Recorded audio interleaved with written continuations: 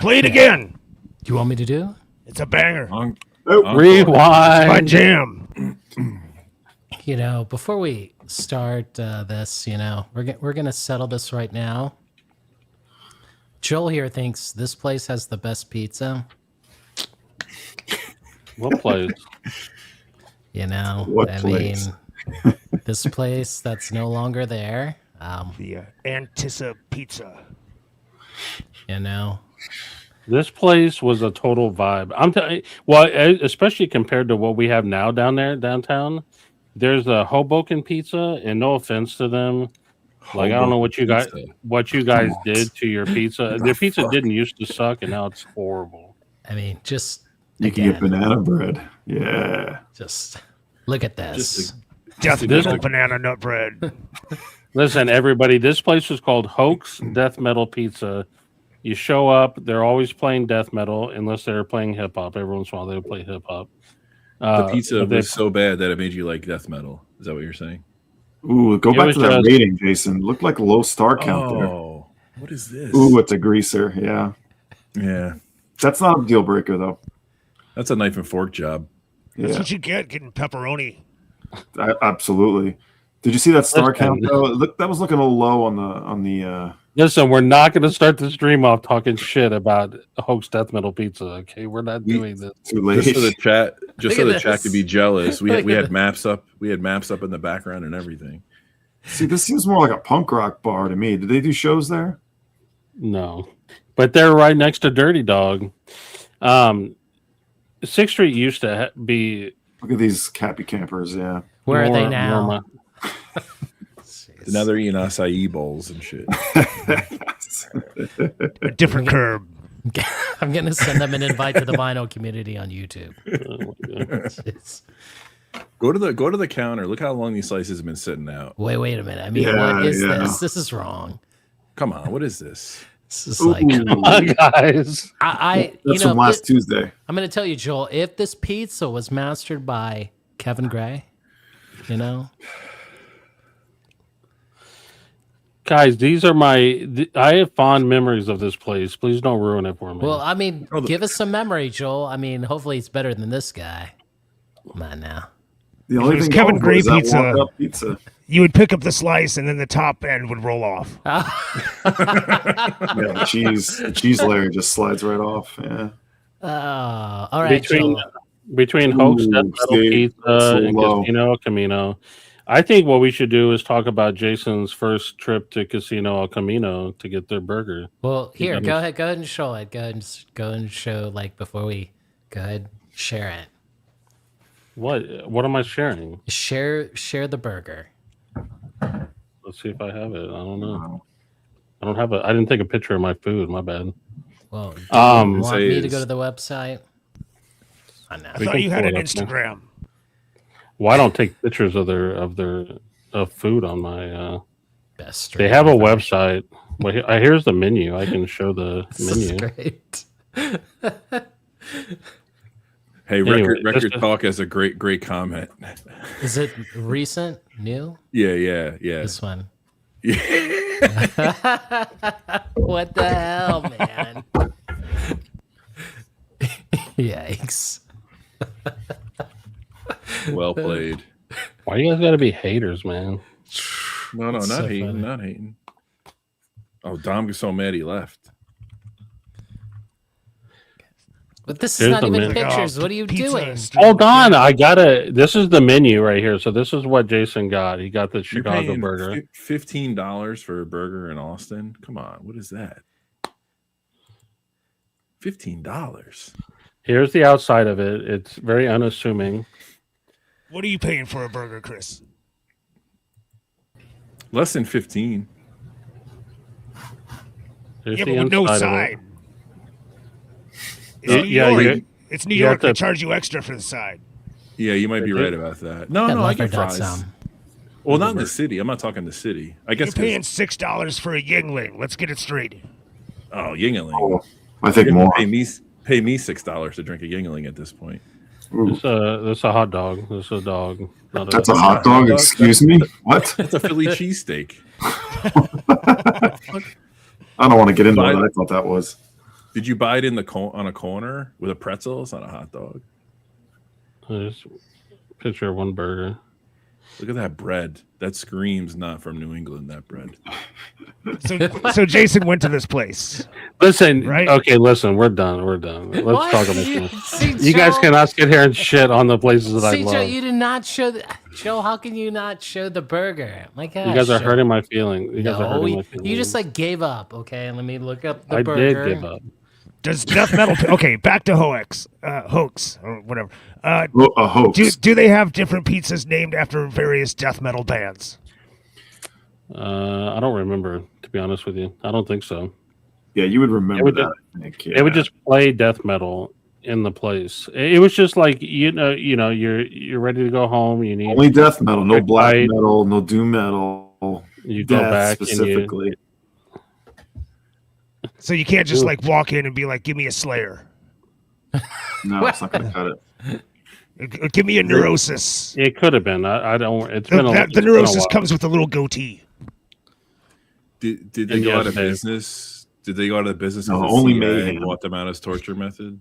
No, I think it was like a rent thing, like like the owner wanted to go in a different direction or something. All right, let me. I think a Why not? $15 burger is like a bargain these days. I don't think that's that's where it's Anyway, at. casino.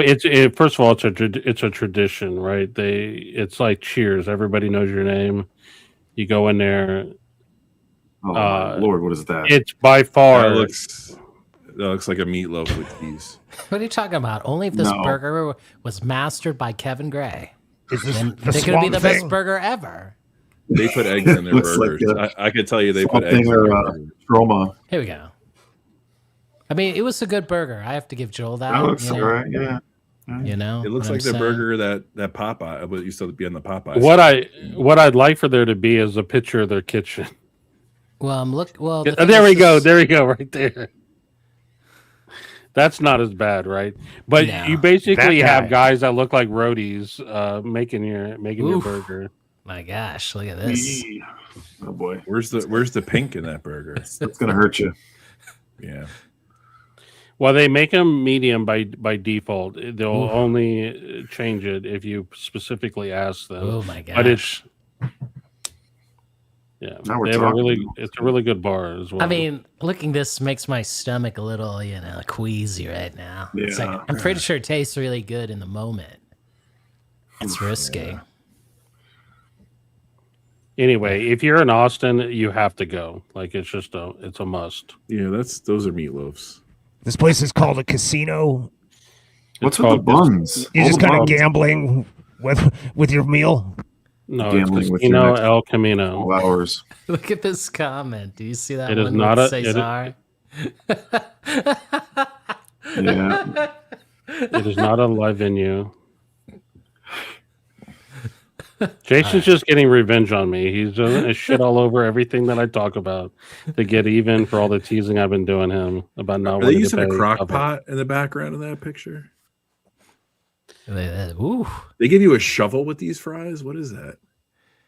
there we go. Immerdoom, there is no hairnets being used. The hairnets. Come on now. We're in Texas. I mean, come on. Get out of here. Now that's a pile of meat.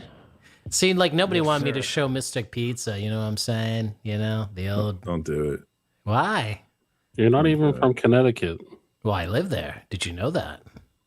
Yeah, but you're from Ohio, though. So the most You may have been interesting about this place, other than Julia Roberts, of course, across the street there's a really good record store that Arnaldo went to. So if I Yeah. search, what is it called?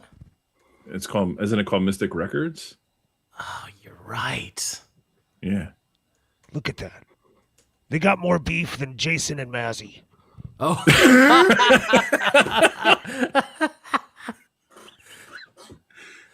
Where'd Dom go? He thought better of things and ducked out. they have this back room with more records. I don't know why. You got to they- share your other tab because you're still showing the casino. oh, burger. really? Okay. That store is pricey though. It is. So let me. Yeah. I mean it's Mystic, Connecticut. Okay. So Stop sharing. Welcome back, Tom. Hey. Yeah, go to adjust. My cable's not friendly tonight. Don't touch it. No touching. No touching my cable. All right. Sorry, everybody. Trying to get this right. Ah. That looks like Stunty's bedroom. So we're just browsing the web tonight? That's cool. All right, we're done. We're done. Come I on. mean, I'm kind of entertained. If we can talk about pizza, I'm always entertained. Pizza is amazing. Tom, what are you doing? We're trying to kill time. We're only 11 minutes in. Dom, why don't we do a pizza tour at WFMU? Oof. I mean, I'm 100% into that, but that's like a separate weekend/week. Yeah, I guess you're right. I have a couple of zines that are all dedicated to someone that went around the city and had all their favorite pizza, and they wrote about every place. It's called The Pizza Harvester. Nice. Thumbs down to Hop Dotties, by the way. Thumbs down. There's Terrible name. There's better burgers, please. Wait, is it Slice Harvester? Sorry, yeah, Slice Harvester. Yes. Okay, yeah, you know it. I know the guy that does that. Oh, very good. Great zine. I bought all of them.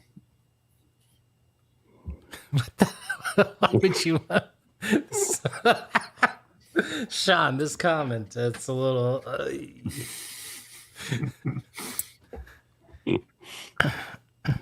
Wait a minute, you're not afraid, are you? Oh man. We were talking about tomorrow. We were talking about tomorrow backstage. Next time you have to go live at 8:58 and get the 15-20 minutes of pizza talk. When it comes to we've mall already pizza, done that. Sbarro was the best, I think, for mall pizza. Are we live now? It's a good question here. Why don't you do the intro again? We'll start over and we'll just jump into the topic that we're going to butcher. Okay, what is the topic? Please tell me, since I got it wrong. Wait, wait, hold on. Wolfman put together a little fun for the crew. Are you gonna share it? You should share it. You gonna? Yeah. I will. I'll drop the link in the chat. Well, no. I mean, we could.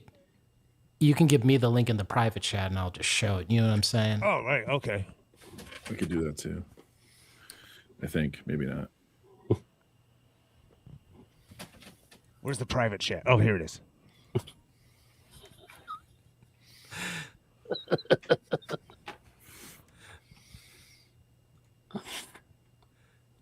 Man. All right, so we copy.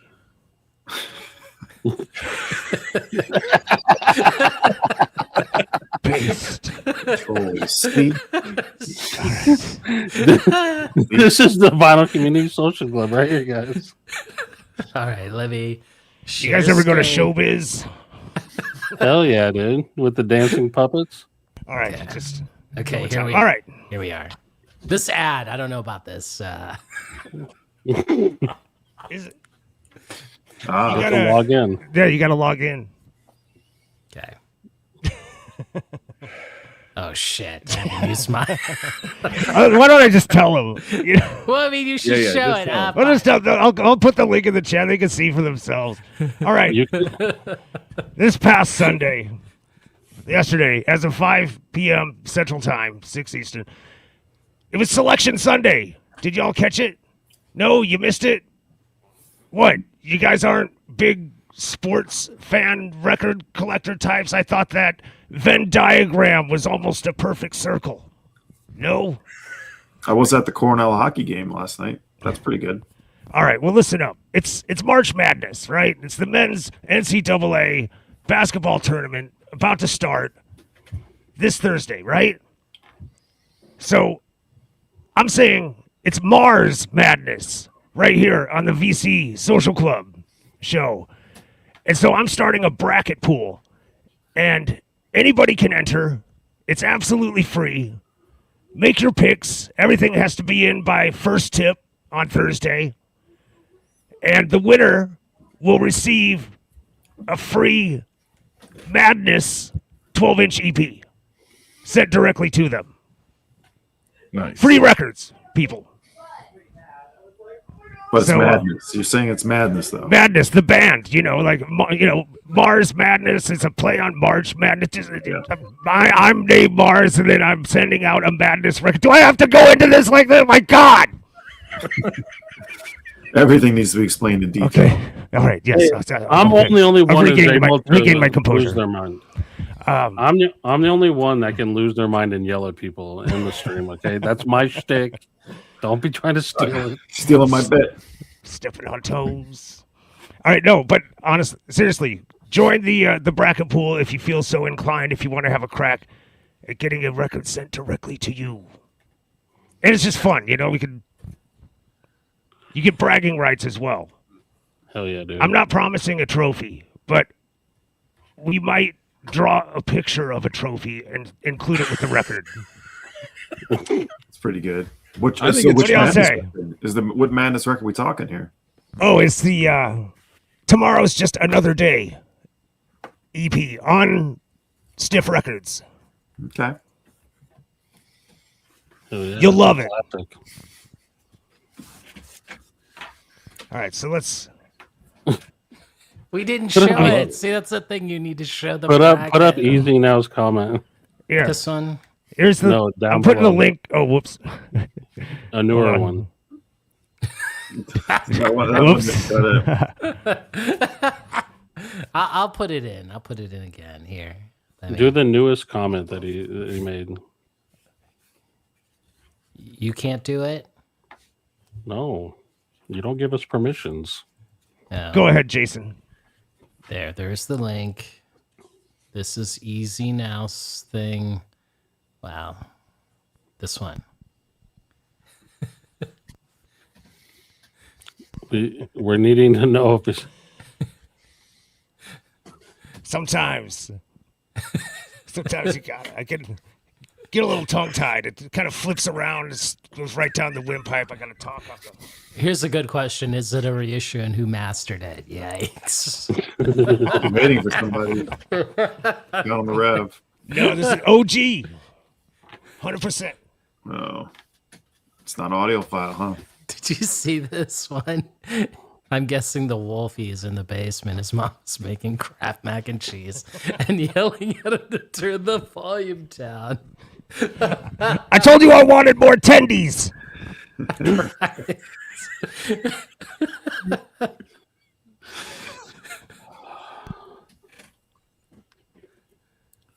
All right, is everybody joined up? I'm stoked. Well, you're not Good. closing it, are you? I'm psyched. Is Purdue in the tournament? Yeah, Okay, I'm going for them. I think they're going to they're win. good. They're good this year. Okay. That's what I'm talking about. Autofill. Random. Let's see here. Fill in bracket. Oh, wait. Let me just share it real quick because, we're going to get to the real topic. I promise everybody. You know what I'm saying? I promise. We can't just... Famous last words. fill in the bracket. There we go. There we go. Wait, this isn't Kevin Gray. These ain't mastering engineers.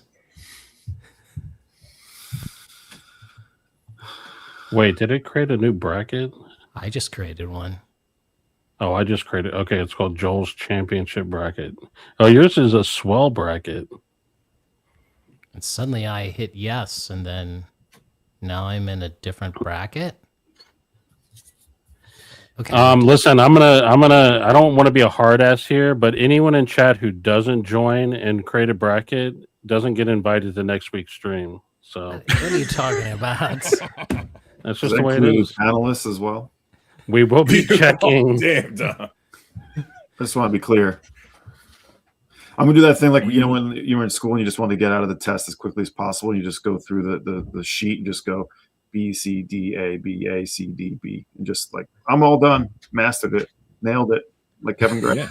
What the hell? I can't believe you would do that. Ooh, do we do TCU or Ohio State?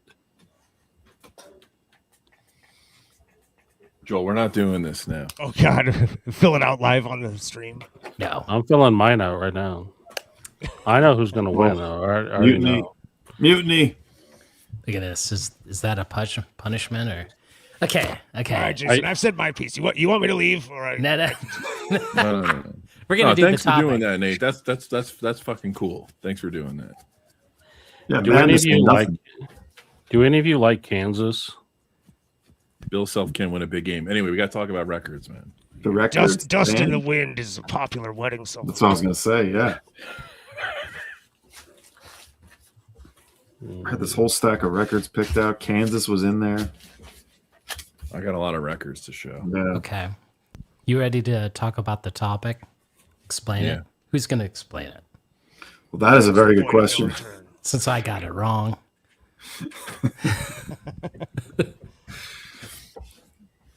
Seeker, I call on you. On me? I think, Yep. yeah, maybe you translated it best. Maybe. All right. So Pitchfork did this thing where it was interpreted as you pick a record for every age at your age every 5 years through 40. So 5, 10, 15, 20, 25, 30, et cetera, what you were listening to. We were going to do something like that, but that would take forever. And we wanted to fill out our brackets live. So we decided to kind of condense this a little bit. So what we did was go back and Jason had put, 10 years, 15 years, 25 years. So we all kind of picked like a few periods in our life that were drastically different going back several years, and just kind of chose like a bunch of records that not records we were listening to. Maybe you were listening to records, but music you were listening to, just to see how your taste evolved or didn't evolve or whatever you were going through in that period. So that's kind of the gist of the stream. Is that right, Wolf? Bingo. Well stated, sir. Thank you. Which year do you want to start with? Well, it doesn't matter to me. Start at the start. Start at the start. All right. I think, Dom, you're on mute. Sorry, do you have a 5? Because I would like to hear what your 5 is, Chris, if you have one. I don't have a 5. What I did was I did 25, 20, and 10. Wait, nobody has 5? What? I have 5. I got Okay, 5. go. I don't have something to show for it because I don't own records I had when I was 5. But mine, and I've talked about it on stream before, was the first edition. Because when you're 5, you're listening to what your parents are listening to. And that's when my dad introduced me to Kenny Rogers and the first edition. Specifically, I fell in love with Something's Burning. I don't know if you guys remember that classic. No. I just know the hits for the new first edition. I almost said new edition, first edition. Yeah. I just dropped in. Great one. Yeah. I mean, that one obviously got made famous again with the Big Lebowski, but Something's Burning was, to me, the big hit. You know what I mean? When you and I still listen to those albums to this day, because like that legit was a great band. Like, now you know you were listening to this because your mom said you were listening to this, or you just remember it? Huh? You remember listening to this at 5 years old, or you just were? So we had this Ford Econoline van. We had a Ford Econoline van with a tape player was up in the roof. You're stealing my memory. Holy shit! Go ahead. And we listened to Something's Burning on. It was a tape. It wasn't a vinyl. It wasn't a record. But I almost said it wasn't a vinyl. I'm gonna get kicked out of the VC talking like that. Well, it was a cassette tape. And Something's Burning. Also the Beach Boys, but I'll stick with just Something's Burning. If you haven't heard Something's Burning, just Google it, because I would love to play it for you all right now. But look it up on YouTube. It's called the band was just called The First Edition. So album and song is called Something's Burning. Did they end up getting billed as Kenny Rogers in the first edition at some point, or was it always the first edition? Yeah. Once Kenny Rogers became a name, they kind of started putting that name on there. Yeah. What were you listening to at age 5, even if you didn't pull the record? I was probably listening to Elvis. Like, my parents were probably playing a lot of Elvis, Kenny Rogers, but like solo Kenny Rogers. I don't know, whatever was like on the radio. My parents like had a very limited record collection. It was very concentrated on the King and a few others. So, but I wasn't like the popular music at 5. Probably around the time you were 5 was when Kenny Rogers' most famous album, the one with Islands in the Stream, came out. Well, I was 5 in '89, so I don't think it was a little sooner than that. No. Yeah, it was. Never mind. Yeah. I thought you were older. My bad. No, that's okay. Yeah, so like probably Elvis. When I was 5, I was absolutely captivated by this record. You were a cub, right? Yes. Yep. I mean, but my parents had this record, and I just remember dancing around the living room. Probably like as soon as I was able to balance upright. Digging on it. Is that more than a feeling, Boston? This is more than a feeling, Boston. This is long time. This is what else is on here? Peace of Mind was the other big one. Smoking is on here. Every track is good, and you got Sib's hair to boot. Is that a Walmart exclusive? Yep. Who mastered that? Did you go to Walmart? Did you go to Walmart mastered to buy it. that? Yeah. No. I picked this up used, but I did want the brilliant blue vinyl. Still got the hype on it, even.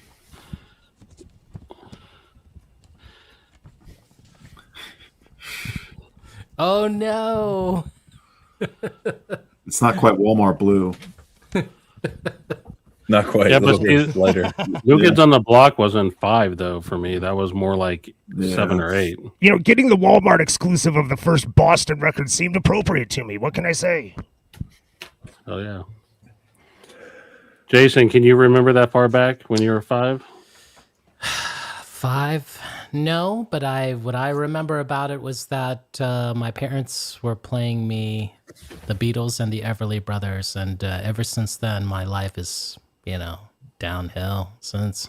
I don't know. My parents always had music, on in the house whenever everybody was home. It was like loud, obnoxious. What seemed to be obnoxious then, but now I'm the same way. So Yeah, I'm very thankful for that. My dad was a singer, right? So he always had songs on, and I remember everywhere we would drive, my dad would have the radio on, and he'd be singing along to we listened to KVIL. You know how you always talk about the New York radio stations? I think about the radio stations in the Dallas area, and we listened to KVIL, which it doesn't exist anymore, but it was like a big radio station back in the 80s. It was such an impact. Like, we didn't play any kids' music for my daughter, like Rafi or any of that shit. I gave her like real music from the start because that's the way I felt like I was brought up too. Shots at Rafi. Whatever. That's the only one I can think of. Putting her hopelessly out of touch with her own generation at a very early age. Yeah. I feel bad. I've created a monster, but she'll be all right. And for me, it was like conservative talk radio with this fucking nut job Bob Grant all the time that my dad listened to. What? I knew Bob Grant. This guy was a piece of work. Although he makes him look like, pretty tame by today's standards, I think. But then the classical music sort of just like drifting or in the background. We didn't listen to any music in my household. It was Bob Grant and Rush Limbaugh. It was horrible. Oh, Rush Limbaugh. Tom. Why do you think this is all I do now? I'm cursed with this shit because of Bob Grant and Rush. Oh my god! As he would call him, Rush. Let's listen to Rush, Dominic. I'm like, I didn't. This is brought bad memories. God, that's why I was staying quiet for as long as I could. All right, we're gonna. Can we move past 5 now, Nate? Is that okay? Let's move. Let's go. Yeah. You want to do 10? Yeah. You want to 10. It's on. Okay. Wait, that didn't show 10. What's going on here? Graphics department is off their game today. Right. There you go. Well, can I jump right into 10 because it involves my dad? Yeah. So the only time I had a few moments of bonding with my dad was when we drove to Florida. Joel in a Econoline van.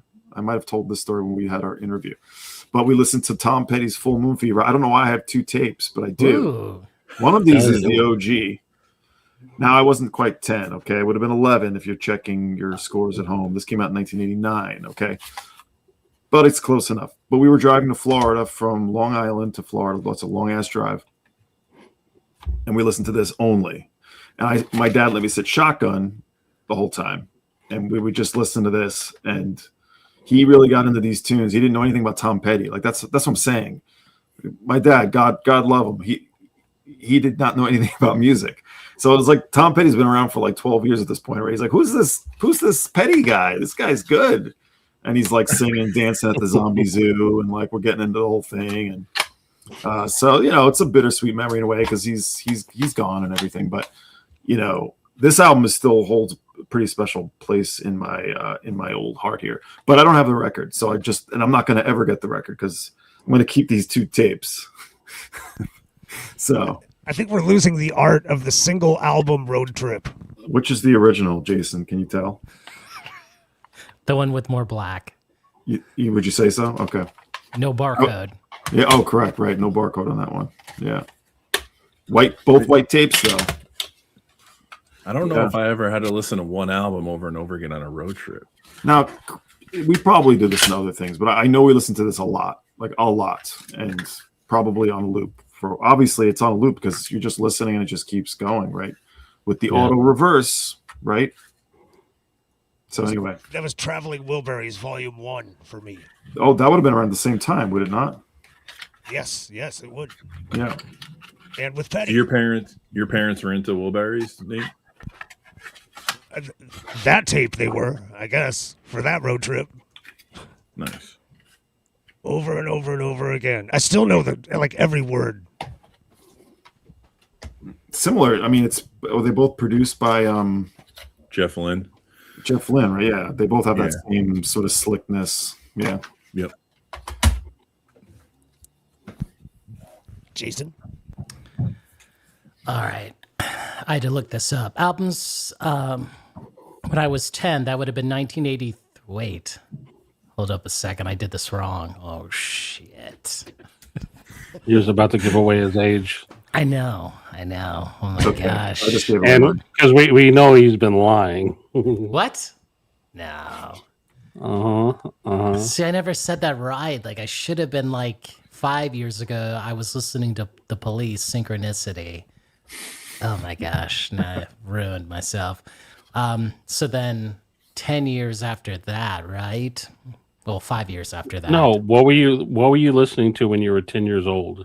That's the question. Definitely nothing cool. Probably it was like Jesse's Girl, Rick Springfield, ruined for forever. I thought you said nothing cool. Yeah, that's right. I mean, Working Class Dog, right? Do you know that record? No. I don't think I know anything beyond the best of Rick Springfield. What? Nobody more here. than I know. Even, A song or two. Nobody here. Nobody. No Rick Springfield. Huey Lewis. We know one Sports? Rick Springfield song, and that's it. I know sports. I know Huey Lewis. Man. Yeah, we know Huey. I mean, yeah, nothing good. Joel. This is the BMG Record Club. I just want to thank you, Ember Doom. You're on top of it.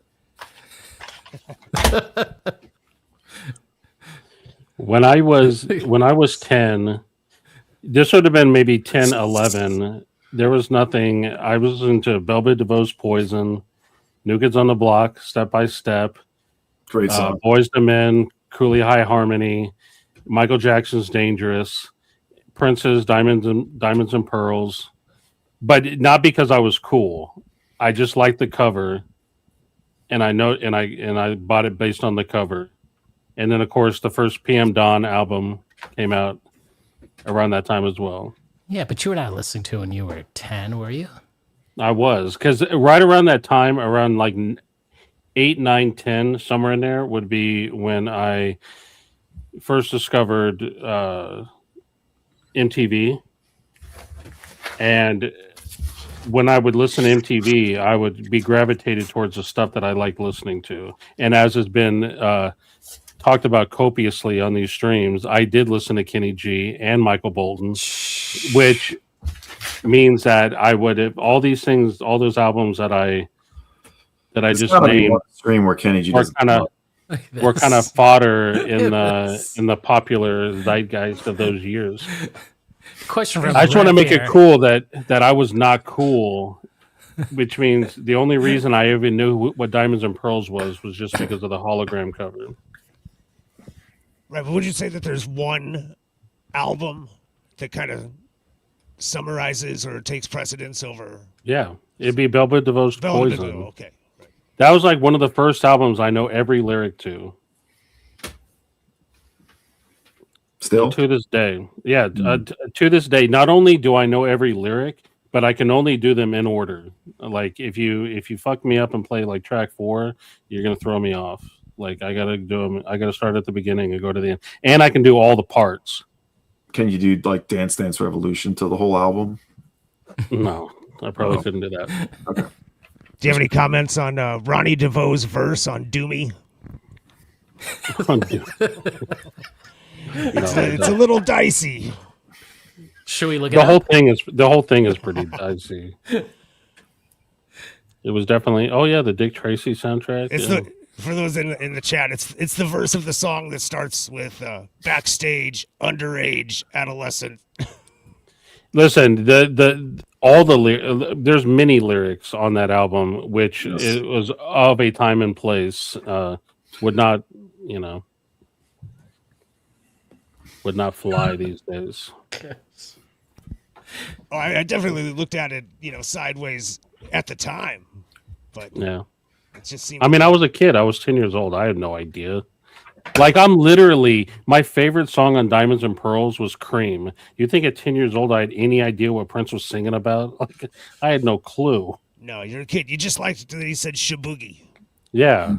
I just, Keep it simple. that's all I was very much into that whole R&B singing thing. You know what I mean? Boys to Men, Coolie Eye Harmony. Like, I was all over that album. Well, in the this early was 90s, fresh that stuff was huge, man. This was fresh off me also listening to stuff like Janet Jackson and Paul Abdul, I was all about all that stuff. Look at this comment here, Joel. I bet Joel likes songs "Get Off" by Prince. Oof. I do. I love Prince, man. Prince is amazing. It's a great track. I was listening to a lot of pop radio at the age of 10, but also, like, outside of that, I had started listening to my parents' records just kind of like on my own, like just kind of taking them and throwing them on, studying them, and then returning them back to their collection. But one that really kind of stuck with me at the time was this one. I don't know if at 10 years old I was ready, but it's some pretty heady shit. What the? Why were you listening to that at 10? Well, because my parents had a copy of it, and I was like, okay, what's this record with like the plain ass cover? And then you open it up, and it was just like, crazy watercolor cartoon Gerald Scarfe characters. Like, it caught my attention. You look at the printed inners, and it's got like the handwriting with it gets all kind of like crazy wild. The narrator's mental state deteriorates, and yeah, I don't know. I mean, at 10 years old, bouncing around, singing "Goodbye Blue Sky." It just True story. natural. I once traded a nice shirt to a friend for his Pink Floyd The Wall CD. That was a bad trade. Wait, what kind of shirt? It was like a flannel shirt. It was a bad trade. He still haunts me about it. CDs are back, though. Did you tell him CDs are back? Did he not get a? Did He still rags me on that. And then I traded a pair of Doc Martens to him for some other CDs. And my mom got so pissed that I traded my Doc Martens. She gave them to me as a gift. And she's like, "Why are you trading everything away?" I was like, I was just trying to sop up any kind of music I could find. What a bad trader. Don't ever trade with me because you're going to win. Hey, Grasshopper's right, though. Another Brick in the Wall is a disco track. Yeah. hey, Nate. When you were discovering your parents' records, what would you say is the number one record that you discovered out of their collection? Well, I mean, the gut reaction is probably, The Wall, but No, actually, are you experienced? Okay. Yeah, Jimmy. Yeah, Oh, yeah. Did your parents alphabetize their records? they did not. So did you have to like remember where you took the wall from and put it back in the same spot? I did not. They didn't. They weren't paying that close attention. That's good. Do you still have your parents' records? Wow. A couple of them. Nice. My mom still has all her records. She won't give them up. I don't blame My parents finally gave up and gave me all their records. I know, Alex. Bad trade. I was really high or something. Terrible. My parents gave me theirs, and I tried to return the Vicki Lawrence record, but they told me to keep it. Fuck. So therefore, I hate capitalism, Rev. Elvis and Vicki Lawrence. All right. So I hate it so much. I'm just bad at it. Actually, I'm just bad at it. All right. Do we all do 10? Yes. Let me.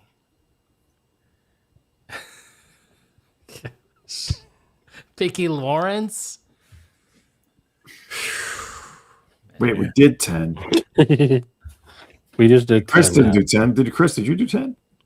I didn't understand the assignment, so I didn't pull for 10. But 94 would have been Unplugged. My aunt gave me Unplugged for Christmas. Nirvana. Oh, nice. Under the Table, and Dreaming started my Dave Matthews obsession. Ooh, 15. 15. I could do 15.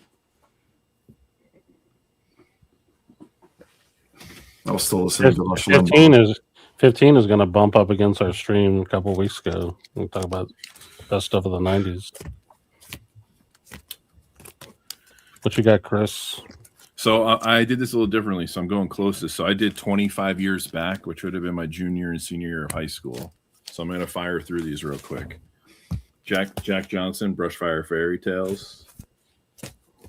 The second and third White Stripes albums. This one's for Jose. Coldplay Parachutes. That's 99? That's 2000, yeah. 2000. Or yeah, 2000. 2001, I'm sorry. 2001 I'm doing, 25 years back. Discovered Brubeck and Thelonious Monk around that time. Oh, wow. Strokes, This Was It. Yeah.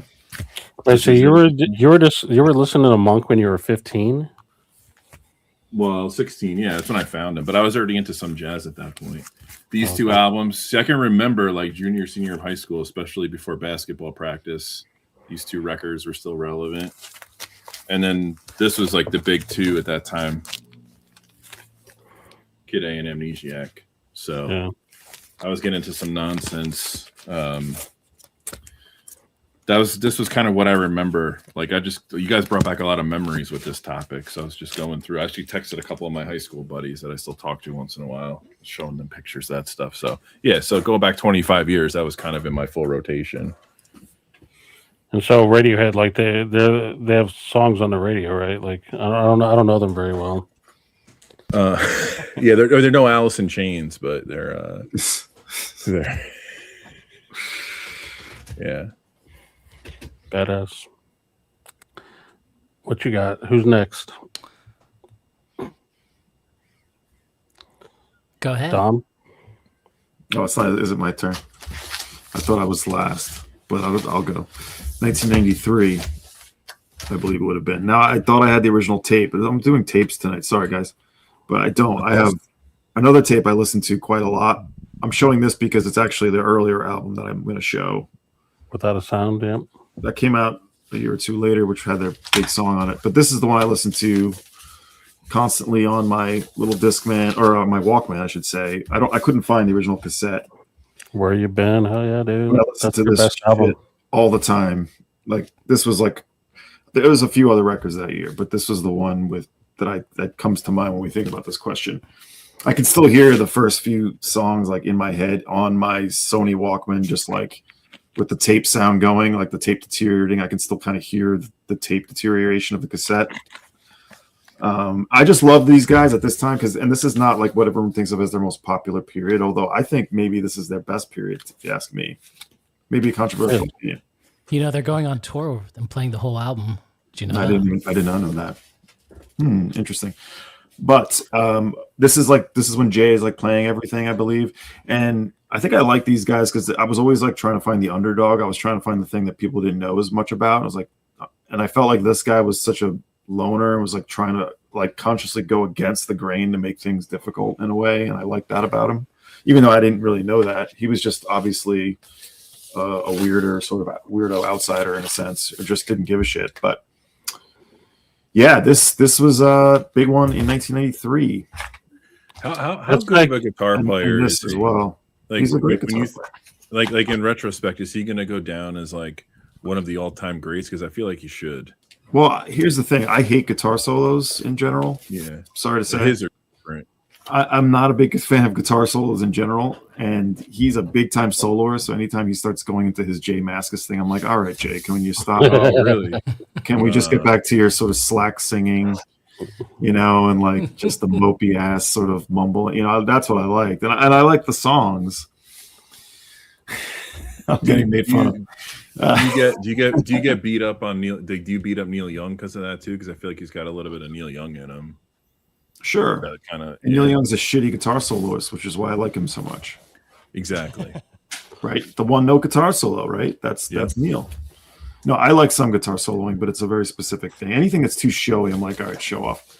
But Jay Mascis as a songwriter, I think he was excellent, and this is a great album. So I saw him live. Oh, sorry, go ahead. No, go ahead, Joe. Go ahead. I saw him live on that tour. This tour, it was around the time I was 15 years old. Loudest show I ever saw. Who was in the band then? I'm sure it could be found out, but I don't remember, dude. But it was. You remember 5 years old though, Joel.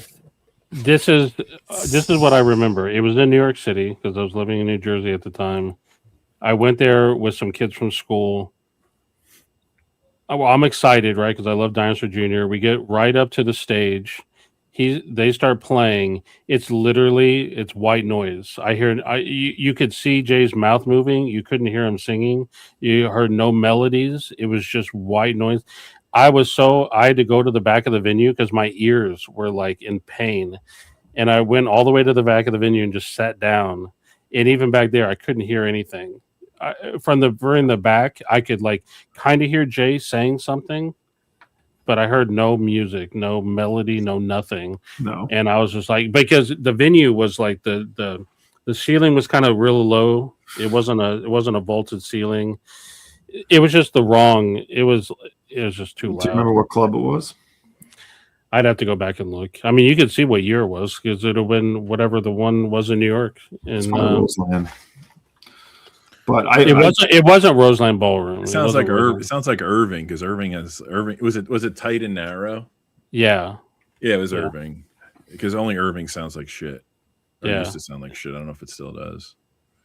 Yeah, it was I've seen him later, and Dinosaur Jr. later. I didn't see him around this time. I saw him later. And yeah, he's always loud, but that was ridiculous. How loud he was at that particular venue. Yeah, it's a confrontational move, really, right? Yeah, but to me, that album there is like my favorite summer album. It's like that to me is roll the windows down, go down the highway, just blast where you've been. That is such a great. I love the first few songs. They're great, especially Start Chopping with that. I love that guitar riff and that. Anyway, Alan knows.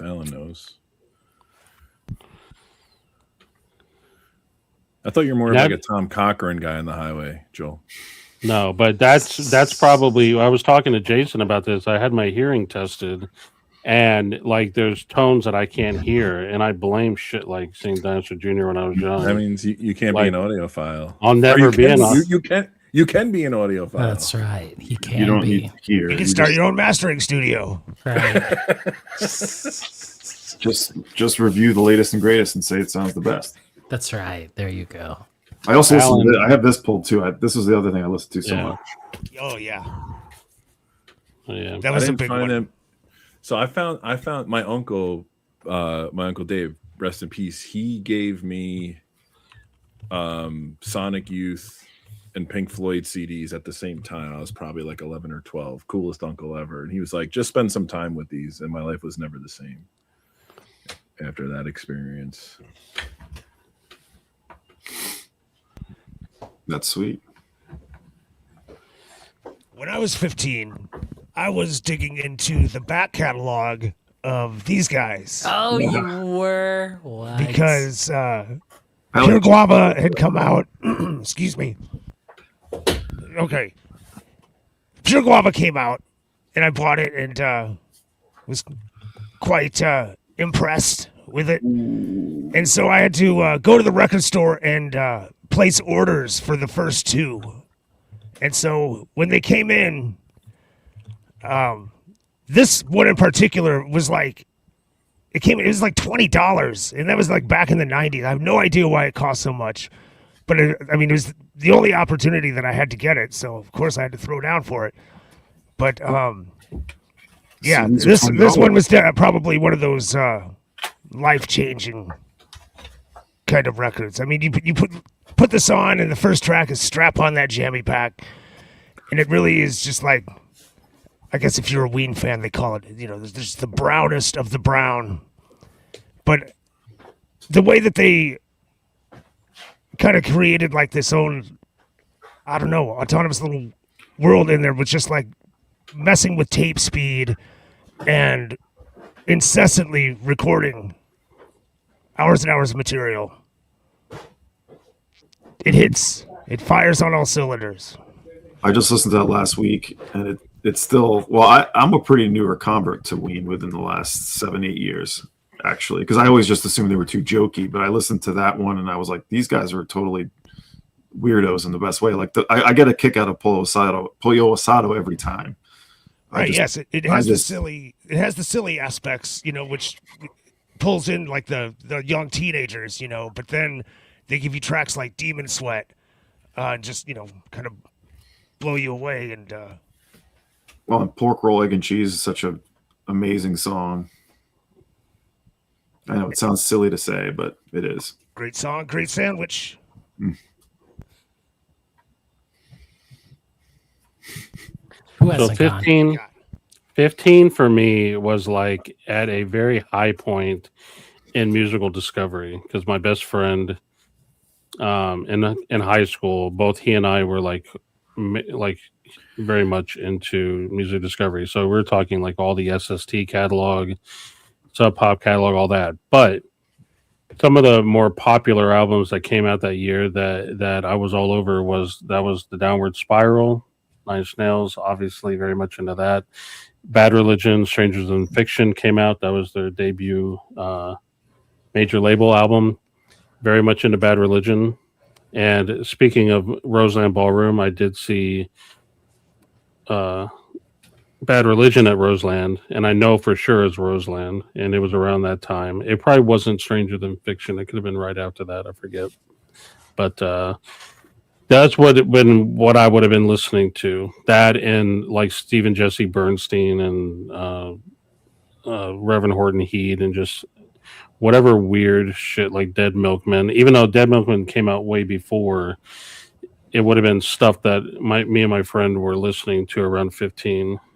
Flipper was another big one. Oh, nice. Stranger Than Fiction was the first one I remember hearing at that time because that had singles on it. They had some singles.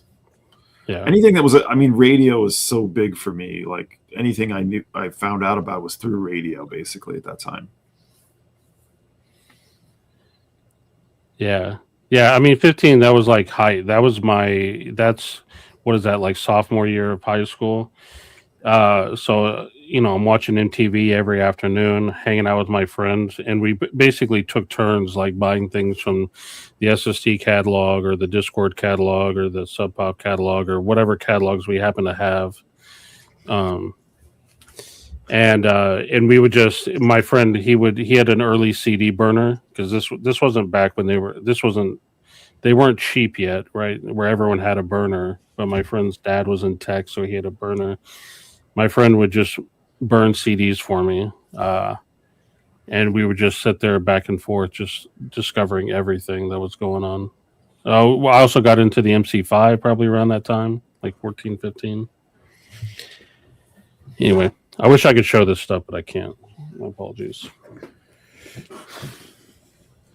Did you discover Black MC5 at that age through the Pump Up the Volume soundtrack? Well, Pump Up the Volume was closer to when I was 10. That was one of my favorite movies. Obviously, love the soundtrack. Right, But it's weird, like, because when I look back at that time, there was stuff that was on these soundtracks and in like stuff like Peter Murphy and stuff like that, but it didn't click with me. Like at the time, it was more the punk stuff. Like I love the Sonic Youth and stuff like that at the time. That would have been more what I was into,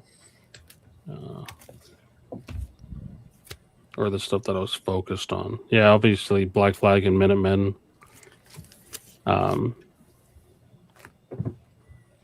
Yeah. I don't have the records with me, but I can tell you what they were. 16 Stone. No. Oh, damn it. He has that record with him. Are you kidding me? It's right there. So, I mean, yeah, it's over there, actually. Do you really want to see that record? Please. I was looking through my tabs from last week, and all it was Bush tabs. Really? On my browser, it was like Bush discography on Discogs, like something else with Bush. I was like, so there was like inspired, one record I really loved, of course, that was like Breeder's Last Splash, you know? Oh, yeah. But my friends did not want to hear that record. They wanted to hear Counting Crows, August, Everything After, and endless times of playing that on guitar, you know, and watching my friends sing like Adam Duritz. Okay. So now, you know. Fucking Mr. Jones. So sorry. Fucking hate I that wish song. I listened to the whole Breeders album. Then I liked the song Last Splash a lot, but I never dove into the album until a little later. I wish. But I was stuck with stupid Counting Crows too, probably. You got Pod, though? You need to get some Pod, man. No, I got that later. Yeah. I'm all over the place. See, I just remember playing guitar to the Counting Crows and Pearl Jam verses, so just ruined, you know. I looked into Pod because the BMG CD service just happened to stop that one. Yeah, Pod's great. So Counting Crows, like I have a lot of respect, right? Good songs, good songwriting and stuff like that. It was just fucking MTV played Mr. Jones like every 15 minutes. Like I didn't want to listen to an album. I was like, how many times can they fucking play Mr. Jones in one night? You know? You just don't know the other songs, right? Rain King, you know. No, the rest of the Omaha, album is good. That's what I'm saying. Perfect Blue Buildings. Come on now, Joe. It's a good. That's what I'm saying. MTV ruined Counting Crows by playing Mr. Jones all the time. Yes, Kim Deal It was was all a the radio boss. too. Who else hasn't gone? Have you gone, Groove Seeker? We've all done it. We've all did That's it for 15. Okay. So ready to move on, yes? Yeah. Now we're getting to like the age where it seems like some people just completely stop listening to new music and just stay on that 15 forever. It's true. But not us. No. Damn it. I stopped at 25. Yep. Once Slipknot hit the scene, it was no need to listen to any more music. So I didn't do 20. I did 20 years ago, which puts me at 21. So close enough. But this is like, and I'm looking back at this, I was probably pretty depressed. This is the end of college, which you shouldn't be depressed about. So first off, late college discoveries for me, that was all Fela. And like I wasn't on heroin in college, but I listened to a shit ton of Bill Evans. And then I stopped listening to Bill Evans until like 2 years ago because I just had enough. So there was that. This was already out for a while, but this was like a massively big record for me. Last year or two of college. Follow that up with just being in a funk. I was heavily into Elliott Smith. Yeah, I guess he had died a few years before, so maybe I was just kind of going back in his catalog.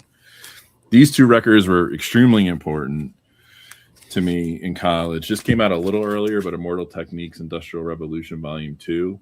Really? Killer hip hop album. Yeah. You You know this? Yeah, I know him, actually. You do? Oh, man. He dated my friend. Maybe we can't go there. She may be watching. Talk offline. But this was like, this was so big because I'm in college, like I guess during the Bush administration, and this was all like conspiracy theory, political commentary. Professors were quoting this shit in our seminar classes and stuff. So it's just a really important record. This, I've showed this a million times. This was absolute classic, right? Came out. What is this record? J Dilla Donuts. Can you talk to us a little bit about where the samples came from? Or do I have to pay $50 to get them? Yeah, that's on my page. That's on my Patreon. And then this guy had been established, but these came out within like a year of each other around that time. Dude, Cold Roses, Jacksonville City Nights, those are fucking great albums. This is his best era, and this is how I found Neil Castle. Rest in peace, Neil Castle. But so that was what was going on like my end of junior year into senior year of college around that time. Man, you got good taste in music, Chris. You know that? Yeah. All right. What the hell, Joe? What? I'm being serious. I love all those albums. Dude, Cold Roses and Jacksonville City Nights get slept on by the masses, you know. Not the hardcore fans, but the masses, you know. The best part about this Jacksonville City Nights is it comes with the bonus tracks, but it's, if you look closely, it's also an audio file pressing from Lost Highway. So Very I just nice. wanted to make sure you guys are aware of that. That would be, if someone said pick one album to listen to, that would be the one I would pick. So I saw him.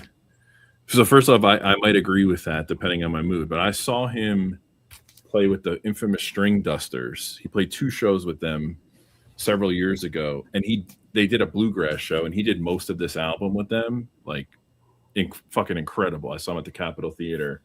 That was the night he opened up with a Slayer song and like a bluegrass. I can't remember the song. South of Heaven, maybe he opened up with, and then he closed with Ozzy's The Wizard. It was fucking mind blowing. But yeah, this is the good era for Ryan. I think that's post Speedball Ryan, so he's getting his shit together.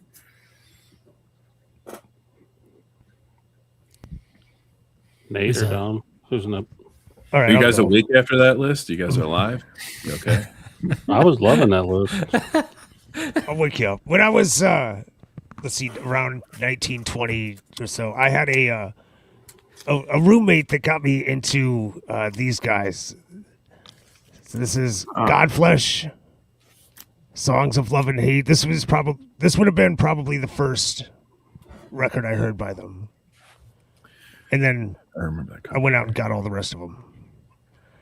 This is, I was already, I knew industrial music. I liked some of it, you know, but it was really kind of more like of the, I guess, dance music oriented industrial music.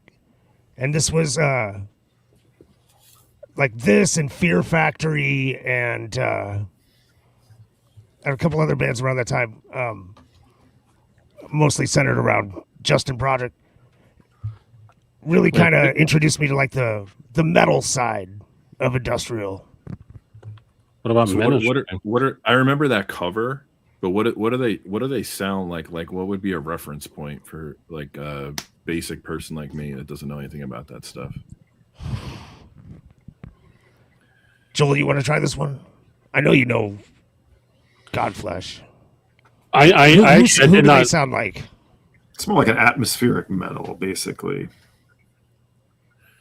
Maybe not like who they sound like, but let's like do it like this. Like you would like Godflesh if you like these bands that you may have heard of. Okay, if you like Sepultura. Okay. Or if you like... And Chris is like, who?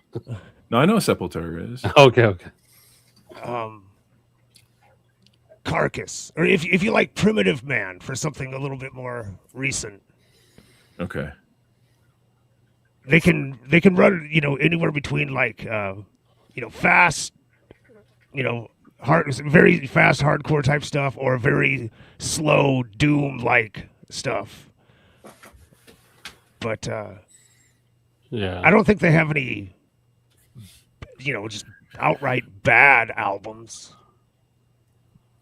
And the new stuff since they reformed is actually really good.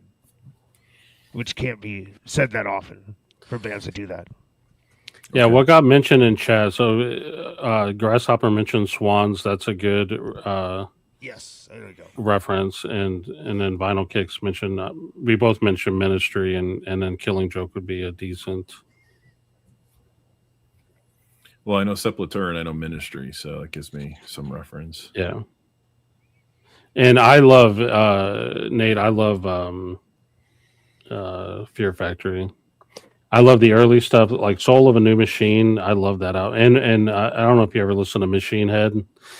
Yeah, Machine Head's another band that I loved. Machine Head and Fear Factory. Luckily, I got to see them live together, and it was a fun show. But I actually like the early Fear Factory, and then I also love the later stuff. Reese Fulber from Frontline Assembly started producing them, so they started introducing some like electronics into it. It's a really weird. It's not a style of music that I think got like super popular, but you know, they packed out they can still pack out a venue. You know what I mean? Too bad they had too much infighting and shit like that, and people left. Anyway, Fear Factory is cool. I like them. What do you got, Dom? Well, let's see, 20, it would have put me in 1998. And I was coming out of a haze of ska and ska punk.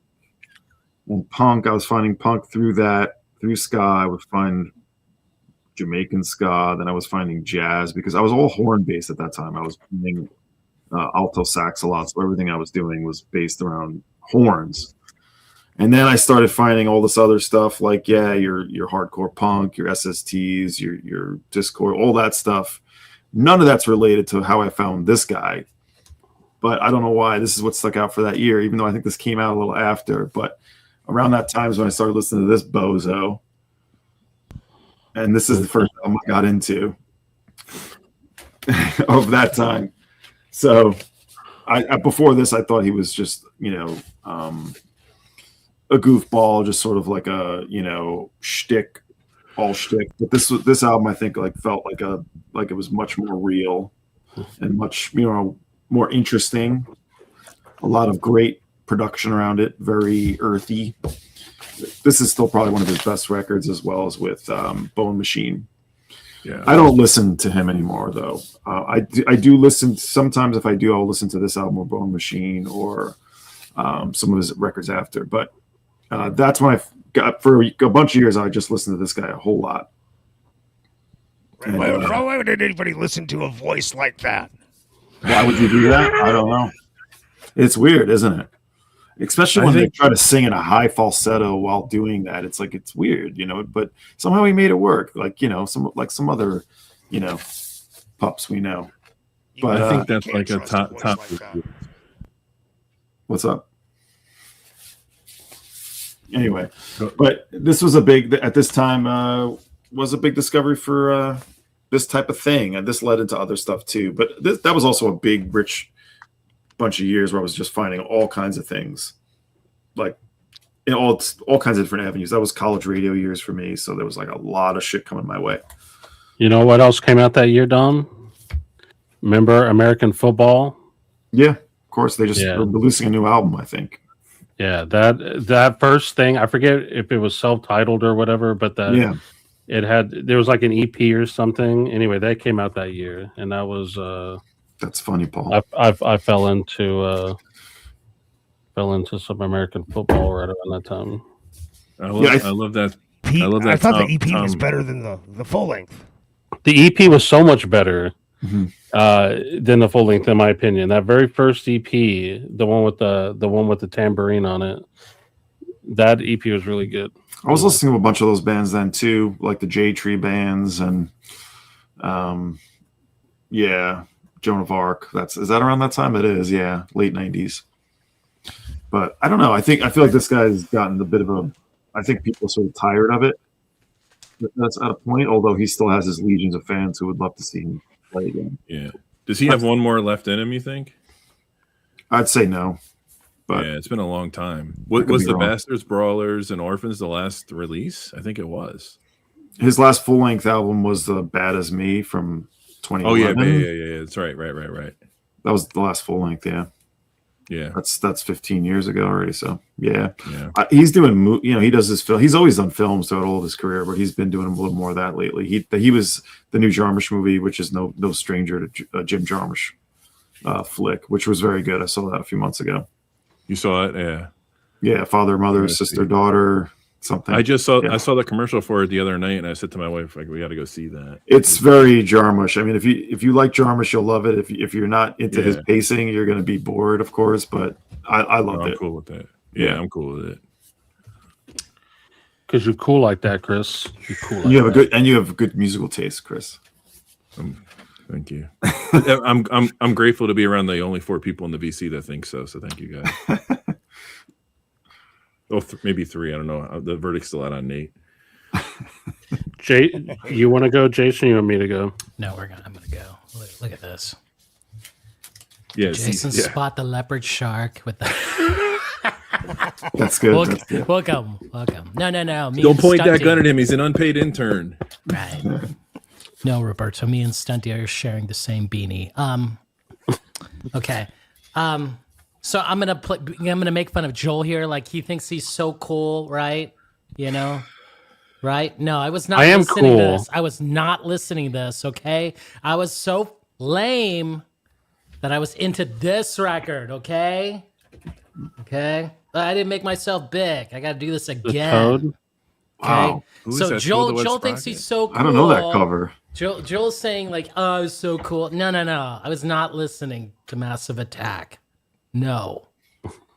I was like really lame and like listening to Toad the Wet Sprocket here. Okay. Acoustic dance party. Yeah. Wait, Toad the West Rocket is cool. I don't know what you're. And like listening to like a lot of like classic rock. Like I now was deep in the vinyl.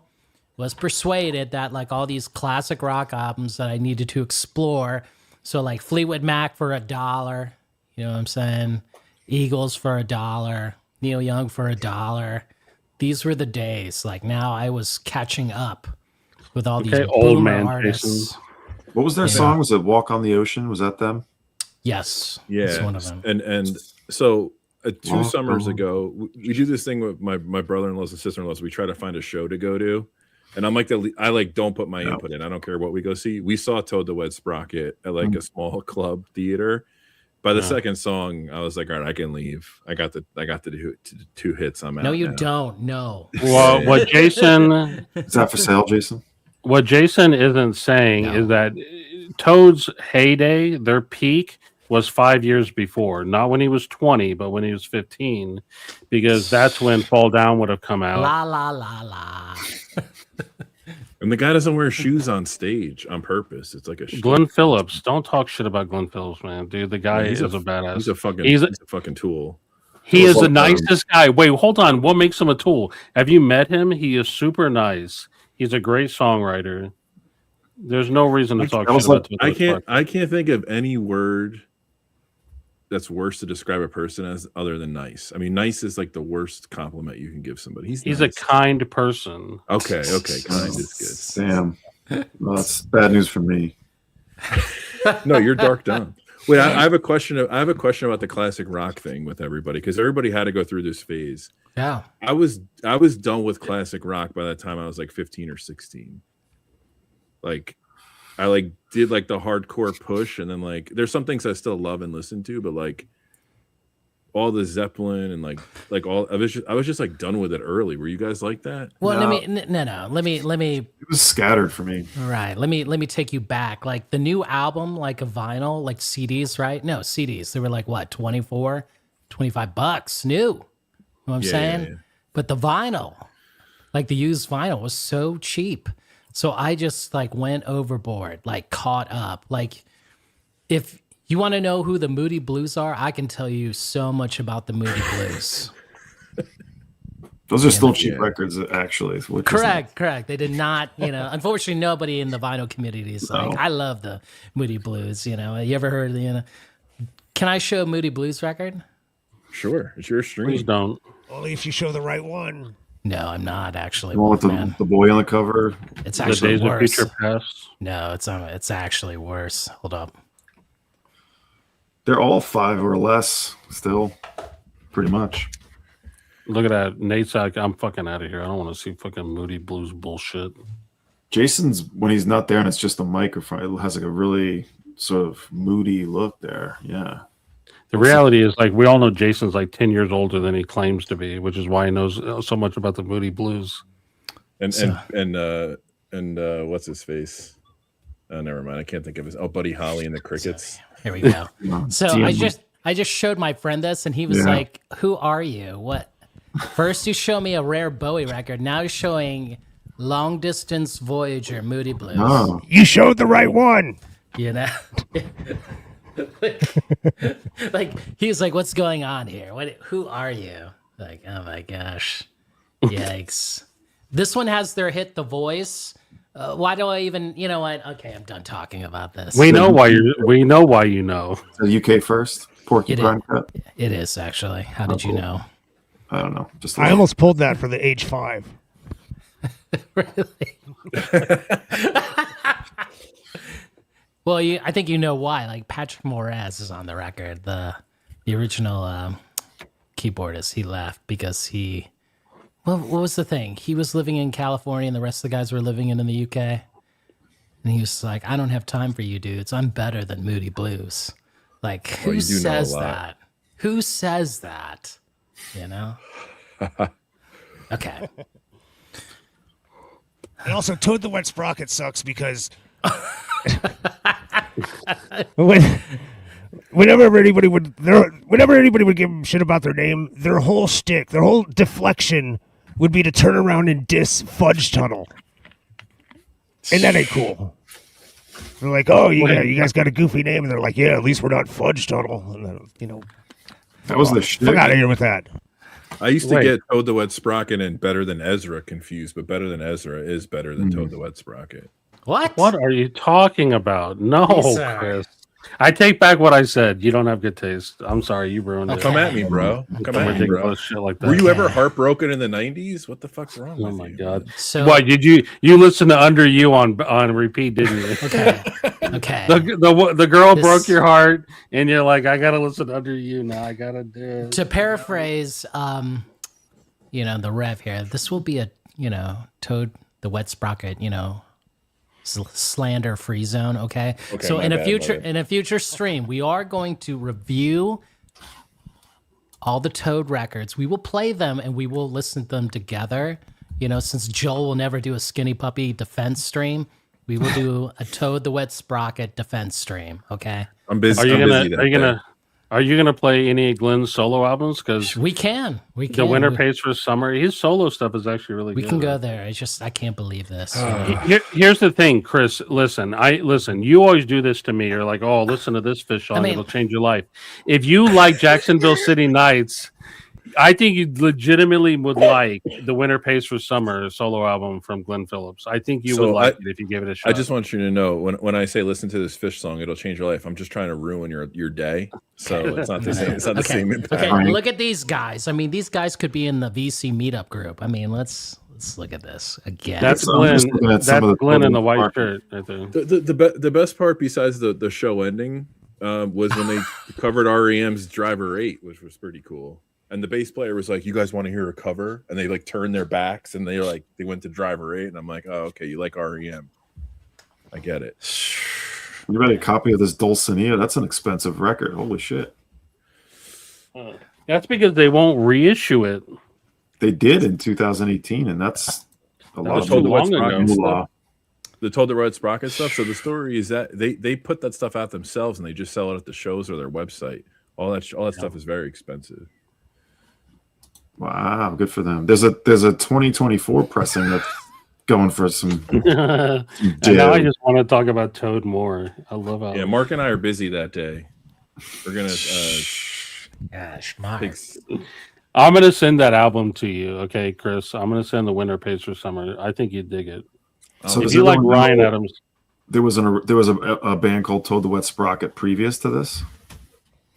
I did not know. what? It was Yeah, Monty they, Python. It was a They were- fake band name. Yeah, Monty No. Python. No, Nwabum. They were a Nwabum band. No, nobody. New wave of British heavy metal. Seriously, I'm looking at it right now. I didn't know this. All right, share the link. Share the link. I'm marveling. Have you ever heard of the old Discogs? Ye old Discogs? Right there, man. Toad the Wet Sprocket, bracket 2. Bracket. Bracket 2. Bracket 2 them. They had an Bracket EP Dewey. in 1979 called Pete's Punk Song on the label, you guessed it, Sprockets Records. Wow. Wait, that's amazing. Yeah, I'm looking at it right now. I wonder if that's where they came up with the name, because that's such a weird No, name. Monty Python. How do you have that? Well, that would make sense. They both had the Monty Oh, Python. it's Monty Python. But apparently no one was, no cease and desist order from the original Toad the Wet Sprocket. By the way, Nate, you can find this for like $5 now. You need to have it. Oh, no. Wow. That's That's Amazing. Yeah, Junior. That's a whole lot of animated feet. It's a whole lot of killer jokes. We're lost in a haze of Toad the Wet Sprocket. We could do a future stream on the Moody Blues. I have everything up to. No. I'm going to be know. done. I'm going to be out of town that week. No, just in case you want to go there. Really. No one will have ever done that before. I know it hasn't been done. Like, there was a thing like Rob Walker. He was buying all the Moody Blues records because he was not into them. Like he was more into Paul Weller and whatever. So he got, of course, you can buy them. Right, he can buy them so cheap at the charity shop. So then I was asking like Rob Walker about like certain. What do you think about this record? Like I was just showing my Moody Blues dork on. But meanwhile, he doesn't give a shit. Right. Did you listen to what's that other band? Third something? Third Eye Blind, Joel? No, it has dog in the title. 3 Dog Night. 3 Dog Night. There you go. Did you listen to 3 Dog Night with your Moody Blues? No. I probably only had like maybe the first 2 3 Dog Night records. I think they were, if you know 3 Dog Night history, here we go.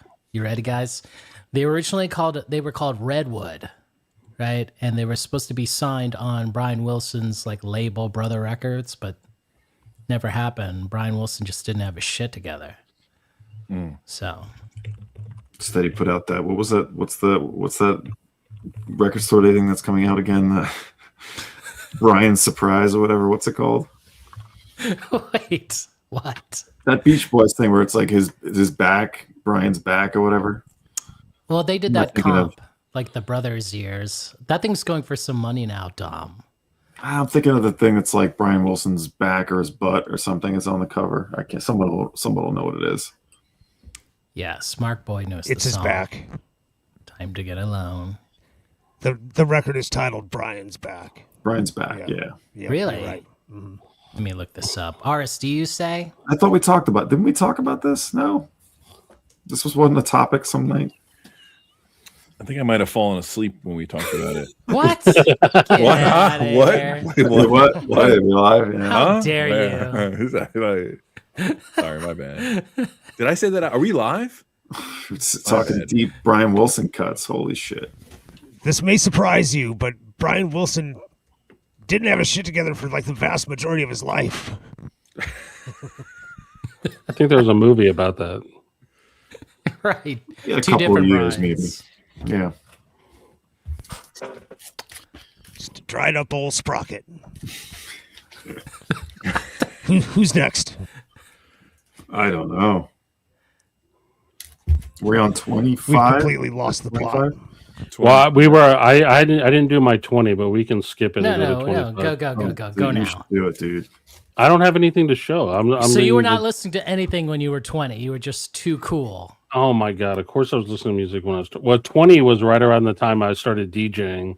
So for the rock stuff, I was still listening to stuff like Sleater Kinney, but I started getting into more electronic music. So Division. So there's a German band called Division. There was an American label called A Different Drum that put together this kind of like best of to kind of introduce them to the American audience. So they're kind of like Depeche Mode 2.0 or whatever, but that's the kind of music I was heavily listening to when I was in my 20s because I was DJing and I was kind of I had to be kind of obsessed with it to learn all the music. So Division was the big one. I'll put it in chat because it's spelled weird.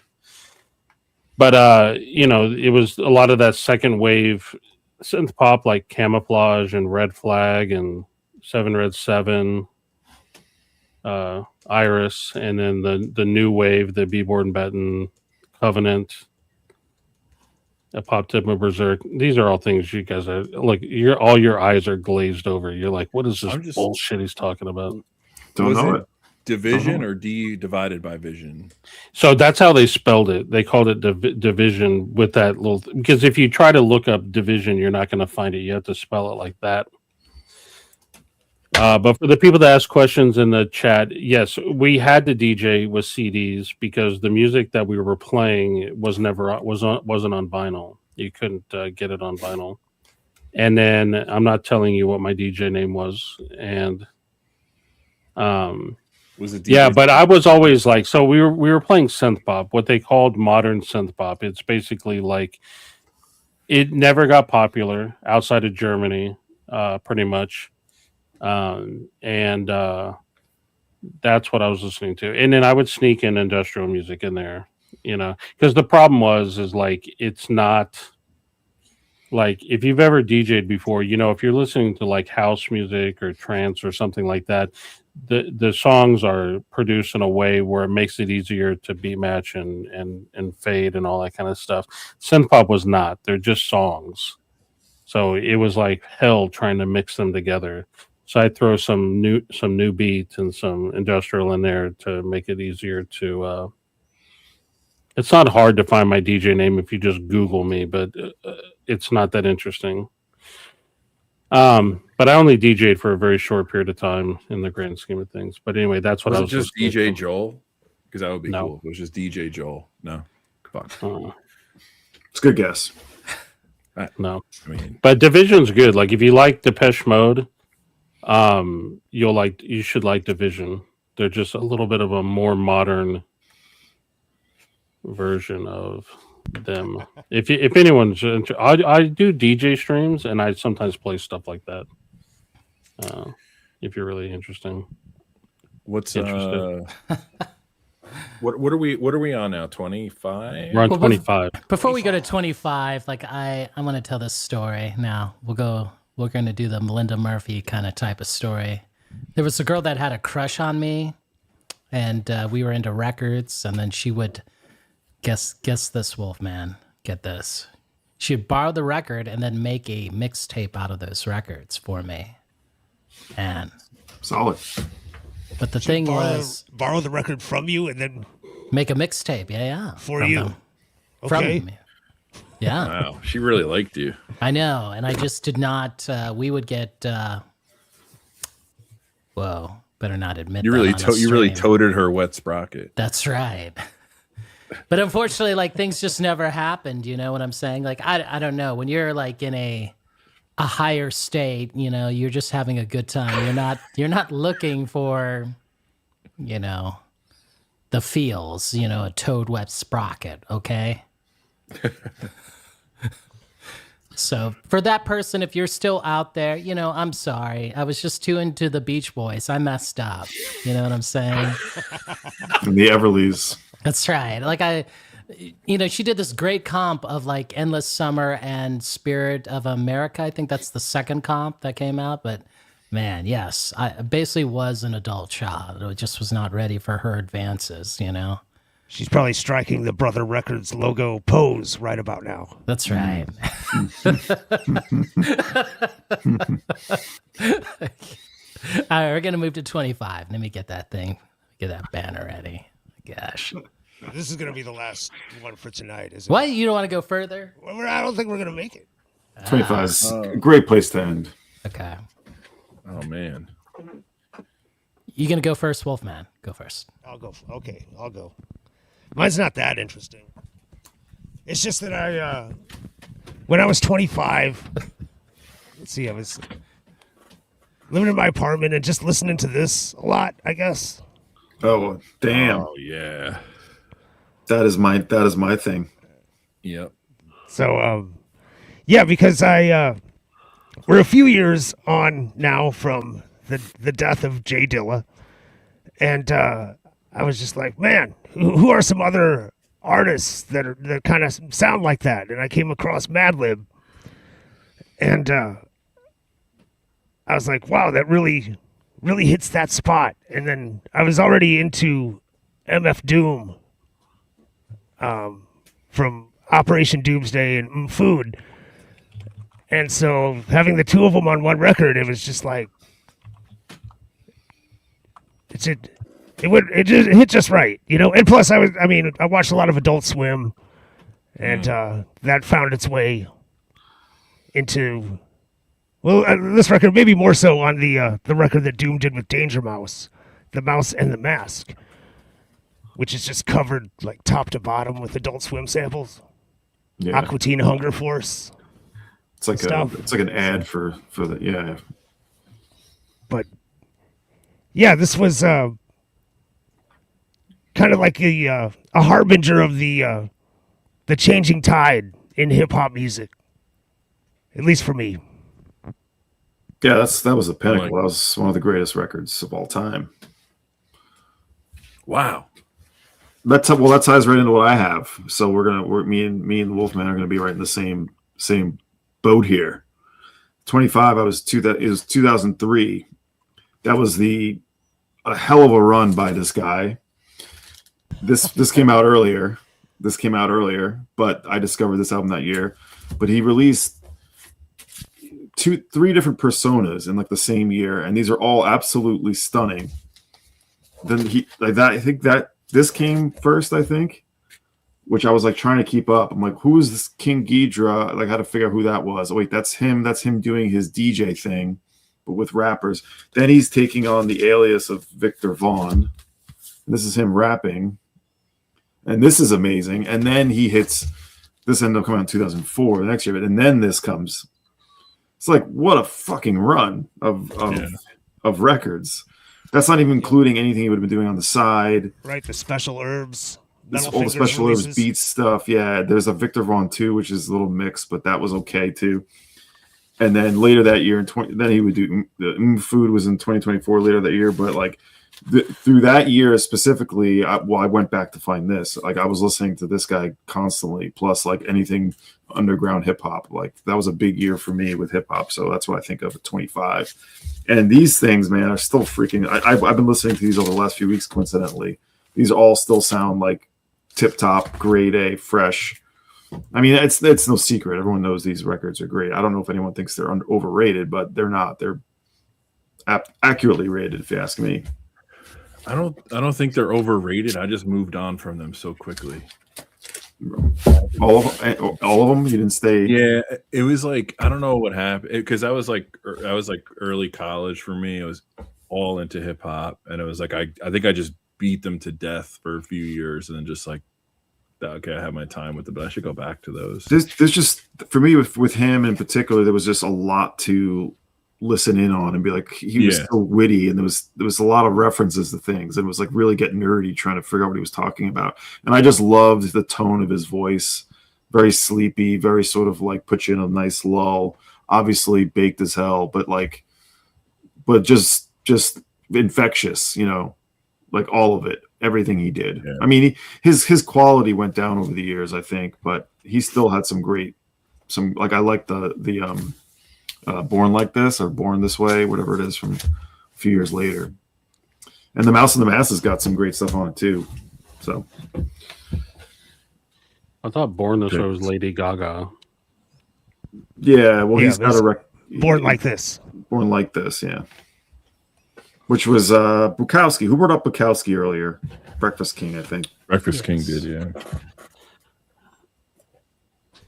Born Like This. Yeah. You gonna go? You're gonna go Groove Seeker. I didn't do 25. Can I do 30? Sure. So I did end of high school, end of college, and then I did like when my daughter was really young. That's what I was kind of going for to see how things changed. That was at the point where I stretched out a little bit jazz wise, not this record specifically, but I got really into like Archie Shepp and Pharoah Sanders around that time. I think there was just so much going on with a little kid. I just had an open mind to grow my jazz palette a little bit. For some reason, I got very sentimental and got very heavy back into Death Cab for Cutie, like whatever they had put out around that time when my daughter was really young. As far as like newer stuff, then this is probably like this is a long time ago, but this is when I was really still hip to things. Bad Not Good, which is one of my all-time favorite groups. Oh yeah, recent stuff. Love them. Their whole catalog is fantastic. The Prince of Indie, Mac DeMarco, came around this time, and these two were very formative for me. To Pimp a Butterfly was massive. I mean, we had been on Kendrick, and then this came out and just totally blew everybody's mind. And then I don't know what's going on with this guy. I think he had something come out a couple of years ago, but this album was just incredible. Kamasi Washington, the Epic. I don't know if you guys know this. yeah. Thundercats on here. Ryan Porter, Brandon Coleman. It's just a killer band, but this dude was amazing. So I was kind of getting, I wouldn't say totally avant-garde, but a little bit more free with what I was listening to from the jazz tip. And he plays the solo on the Ryan Adams song Firecracker, I think. He plays the solo on back in the day, Joel, just so you know. Maybe it's not Firecracker. I forget the tune, but it's on the Gold album.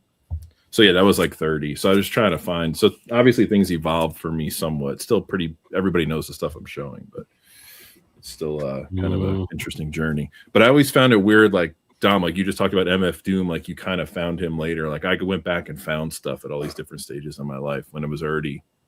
I'd like forgotten about it or never paid attention to it. So. Mm-hmm. Oh yeah. So somebody asked why is it on 3 LPs? Was that Joel? That was the better looking Joel. Yeah, it's all 3 volumes.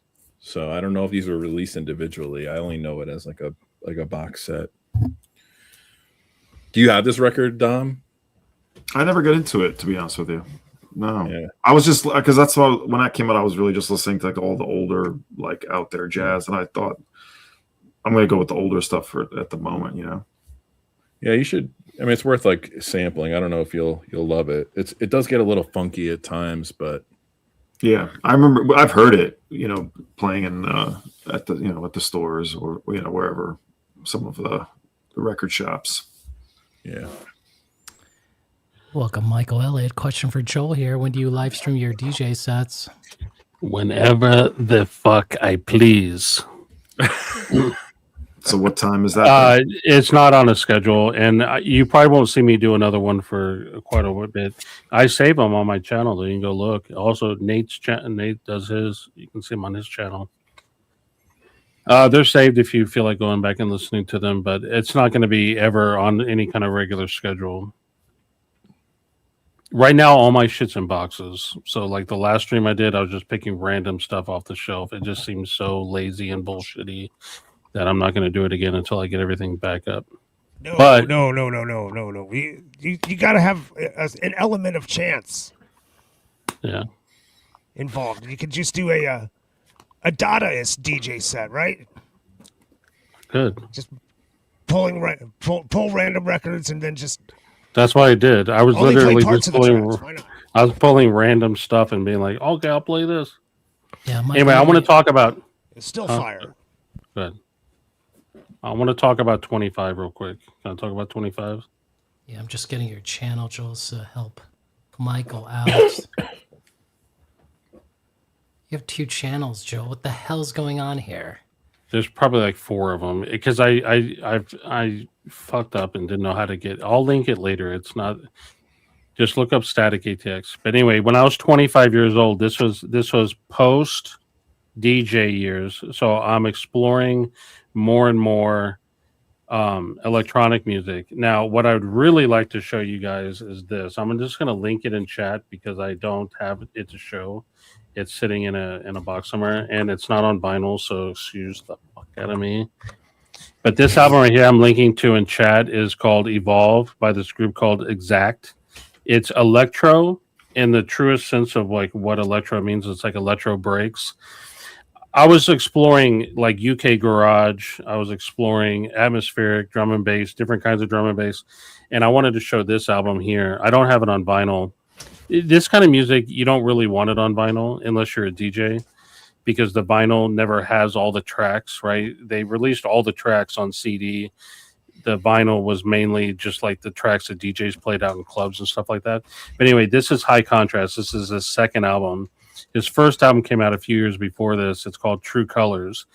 This is drum and bass, right? But this is the style of drum and bass that they were at back in the day. They were calling it like liquid drum and bass, but that word doesn't mean shit anymore. It barely meant shit back then.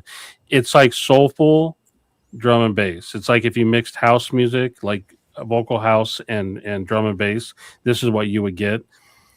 Different people, I'm into different kinds of drum and bass, but drum and bass is one of those things where it's all kinds of wide ranging of styles, and you can find something that you're into. But I highly recommend checking this album out. This album is fucking perfect.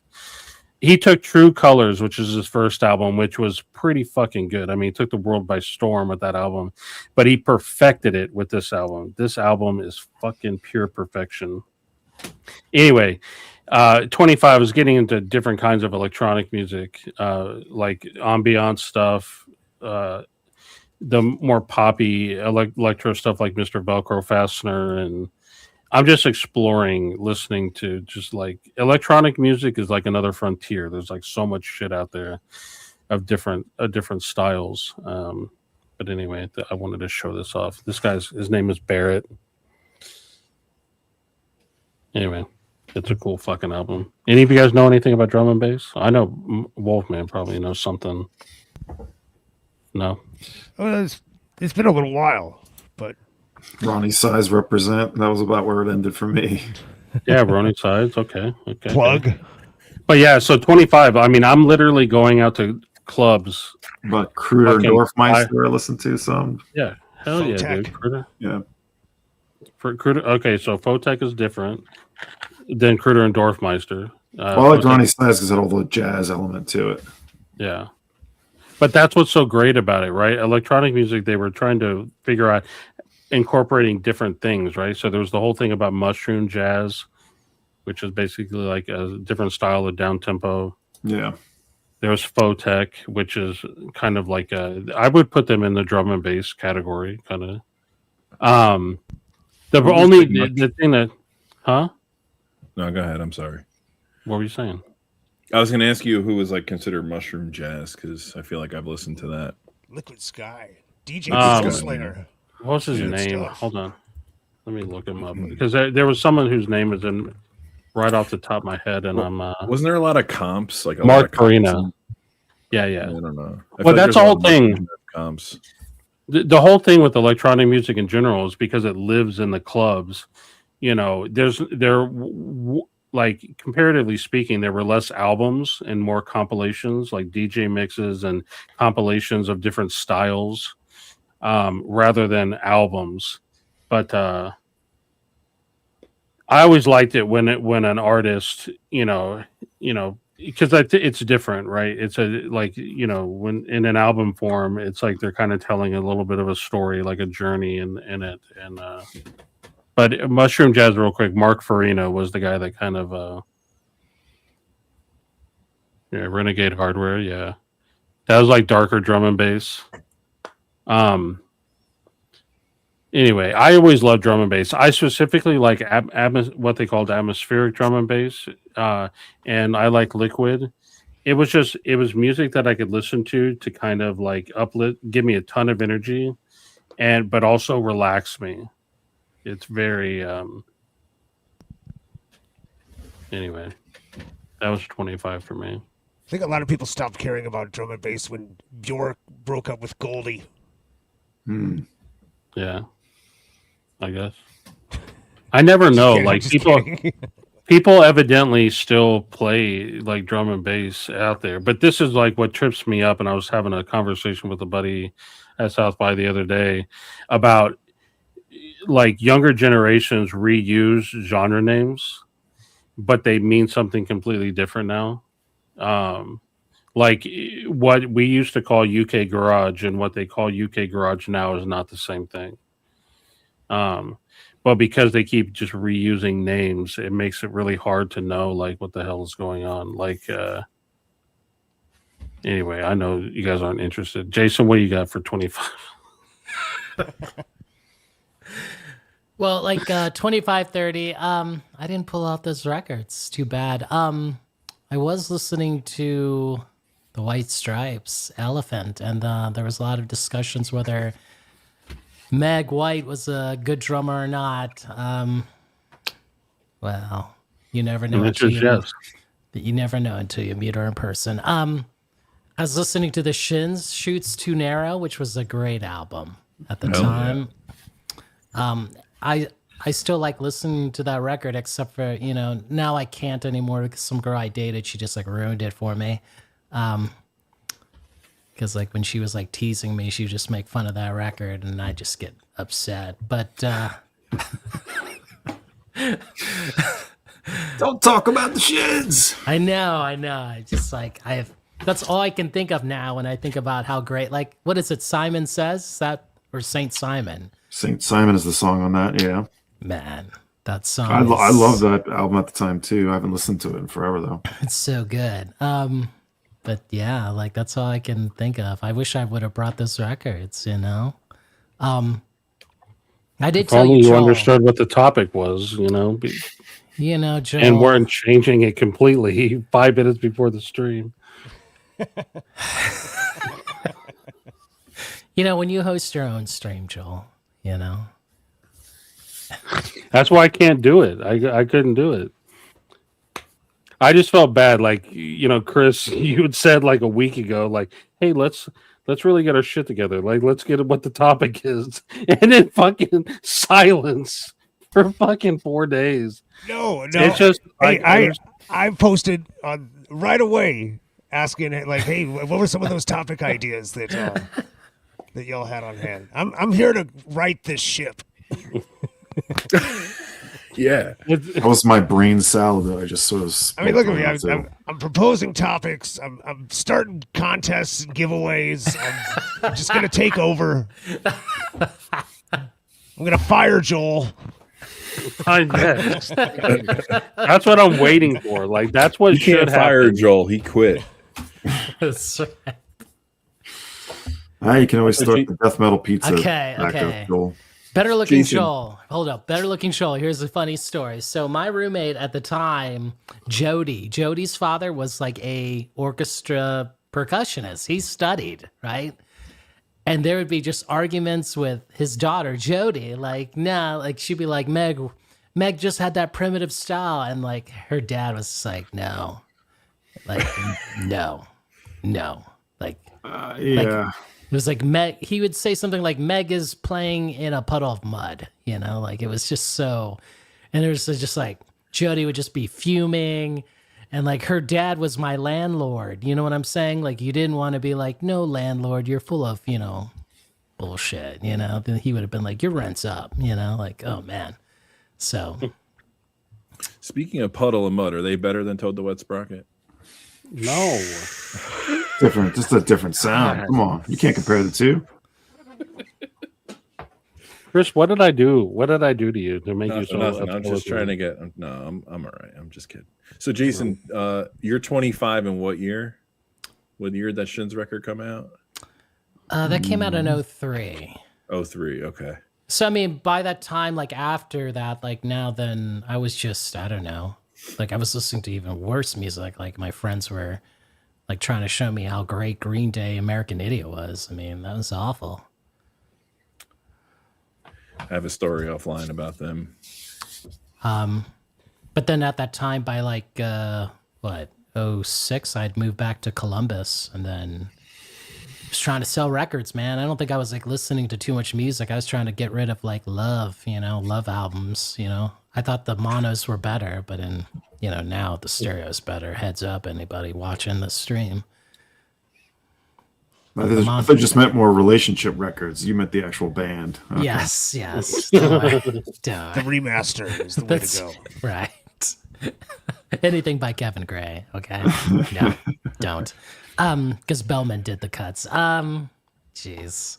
Yeah, I actually bought the CD. I just forgot to get the record to compare it. Oh man, what a bummer. Anyway, Hey, let me ask. Forever Changes. I sent you that copy, that mono copy. Yes, no, but I bought the CD, Oh, gotcha. the deluxe CD. Nice. Before we get into more of the boomer music, let me ask Yes. Wolfman, what inspired you for this topic? Like, what interested you about it? What interested me about it? Yeah. Well, I mean, like I said, I mean, this was kind of an idea that was ripped off from Pitchfork. I think they do it with songs though instead of records. I might be mistaken on that, but no, I didn't. It's just kind of a way to both. You know, it's a trip down memory lane, of course. You know, and when you have, you know, when you only can choose like one record for like a 5-year interval, I mean, you really have to give a lot more weight to that decision. You know, what exactly is going to sum up 5 years of my life? You know, is it what I listened to the most? Is it, you know, what was around me? Was it what I liked the best? I mean, so there's that, but it also is just a way to just kind of mark the passage of time and just kind of see like which little, you know, musical subcultures you kind of glom onto along the way. Hell yeah. I don't think I did that. Yeah, I wish I knew that from I think the I start. just went with like, this is what I thought of like first, and like I'm going with that. So you missed this, Wolfman, because you weren't in the chat yet. But like, what's funny is you told Chris the topic. Chris told us. I understood what you were trying to do, but somehow it still got mixed up. Because then Jason came and said, instead of doing when you were 5, 10, 15 years old, he was like 5, 10, 15 years ago, which would have been was a completely different topic. And I was just sitting back laughing because I'm just like, I knew how different those answers would be. Right. And I was just waiting to, but I thought Chris understood what you were trying to say initially. I did, but then Jason. Anyway, so I'm at work, I'm meeting, so I'm like, But I didn't think we were doing it this week. I'm like, what the fuck are they talking about? What the fuck is going on? I'm like throwing my phone down. People are asking me questions. I'm like, hold on one second. And what was funny is, Riled up. Nate, you came in and you're like, if this is how we're going to do it, it's going to take 2 hours. That's all we're going to have time to do. But Jason had already done the thumbnail with the whole second discussion we're going to have. And I was like, we're not going to have time for that. And he goes, no, we'll have time. And I was like, no, we're not. Well, when I mentioned the topic to Chris, I was like, well, hey, let's see, you know, because Dom had a bunch of suggestions for topics. I was like, let's see, you know, if we can do one of those, and if not, we can do mine in like a couple weeks because I don't want to jump the line, you know. And then I didn't know it was actually going to happen until I saw the thumbnail with the second part of it. I was like, oh, are we doing like what live music did we see at age 5, 10, 15? I was like, okay, age 5 is probably like the Rockefeller explosion. Tying back to our pizza discussion earlier, age 10, you know, I was probably like, I don't know, some band covering like Ghost Riders in the Sky or something like that at a bar, you know, being dragged along with my old man, you know, like I thought it was a completely different discussion, and then it wasn't until you guys asked for clarification, like, Nate, what is this topic, man? I'm like, oh shit, what topic? What, we're doing this? This is You guys go live in an hour. What? We're still working it out. This is how the thing evolved, and we can talk about it next time. I posed this question to the guys, which was that what are the factors, and I don't know if it makes for a whole discussion, but what are the factors that make something go from just a piece of music that you're listening to something that you truly love, right? And one of the factors that I said was that if you see it live, right? Sometimes you see it live, that kind of cements it as just, it's not just something. Now you have an experience to go along with it, kind of cements it. And so we started talking about like how live music in general affects your listening. And then it went a little bit further, and it was like, is there anybody that like you love the album but can't stand to see them live, and vice versa? Do you love them live but can't stand the record? And it just kind of evolved from there. So, and then that somehow Jason heard all of this, all these like 10,000 ideas about live music, and he just summed it up as just live music discussion. But there was more nuance to it in that.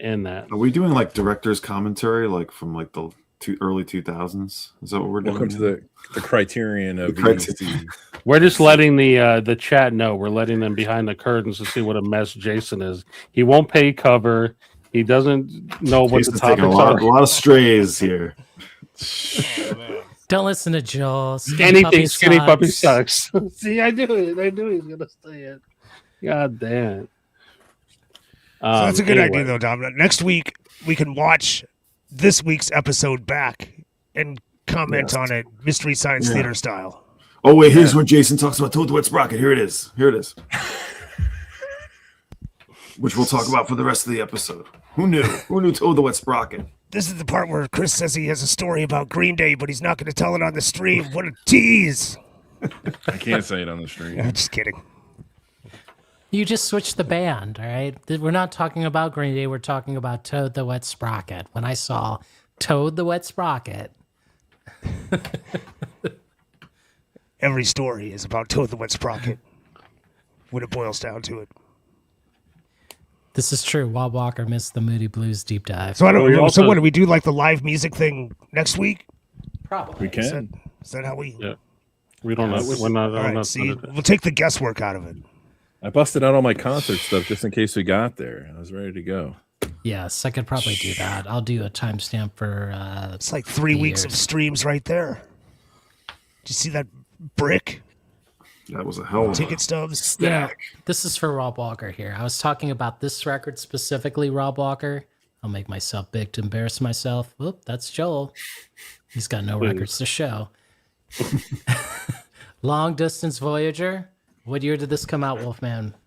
1983. No, Shut up. No way. That can't be. Mid-70s. 83. 83? That's my guess. Oh my gosh. This is like let me after examine my Octave? copy here. Oh my. 82. Alan says 82. Oh, that is real tough to read on the back. That's rather ripped, Joel. That's not Moody Blues. But I know, but this is better than Moody Blues. I'm trying to ignore the fact that he's showing boomer music again. I mean, this is true, Danny. No embarrassment. You know what I'm saying? Like Moody Blues or Deep Purple. What's the better color? I do love how Moody Blues, Toad the Wet Sprocket. Like, how did we get there? But it's me. it happens. It's your fault. I can't wait. I can't wait till we do the live stream on live music. I didn't show this one. I had a whole memory for this one. You guys. Oh, I like that. Oh, what? It's fine. Yeah, I met the drummer. What's his name? Kilgore? Martin? Hamish Kilgore. Hamish. Yeah, I met him. Rest in peace. Yes. Met him too at the cake shop. We didn't get to this one, but I played the cake shop. That show was a disaster. That place was a disaster. So now we're just showing random records. Good. Good. Okay. Hey, Dom, did you leftovers. Dom, did you ever listen to this band? No, I don't know. I thought it was the Canines for a second, but no, I don't know the Canines. No.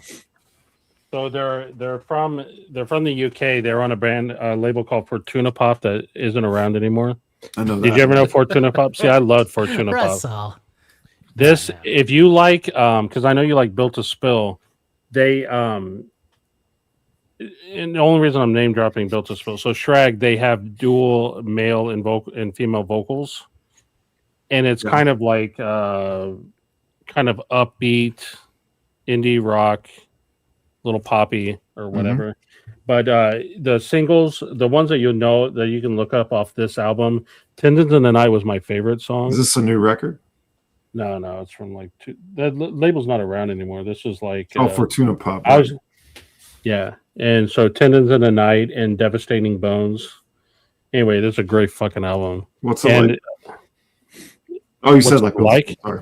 If you like Built to Spill or female, like Huggy Bear. Huggy Bear. Okay. Oh, so Stevie, no, that's my personal copy. I don't have. He's asking about Teen Drish, but Stevie, you'll like this album. You should listen to this one instead. Right now, I know that one, Grass. I don't have that one. Yeah, I just showed that one. Thank you for having me back this week. Well, thank you, Wolfman, for the topic. Thank you for Sorry, being here in the- messed it up. You know. Hey, Thanks how to about that Joel. contest? Enter the Yeah, March make the sure March everybody- 4 madness, right? Yep, Jason, you want to post the link one more time? Yes, if I can get to the. by the way, Wolfman, I just want you to know I just submitted my bracket while we were on the stream while Jason was talking about Moody Blues, and I'm gonna win this fucking thing. Shout out to everybody who has already entered. I saw there are a few already. There could be a free record at the end of it for one of you. I think you it's pick funny right. that Wolfman's like, thanks for having me Yes. back this week, and you're gonna be back every week, so get your shit together. That's right. Did Jason add me to the thumbnail? Yes. All right, I'm in. There you are. Yeah. All right. But he was already lobbying for a sixth person because he wanted it to be even on both sides. I think you should just Cat's put out of the Wolfman right in bag. the middle. You should put Wolfman in the middle. You know. No. Then you can start making the thumbnails, Joel.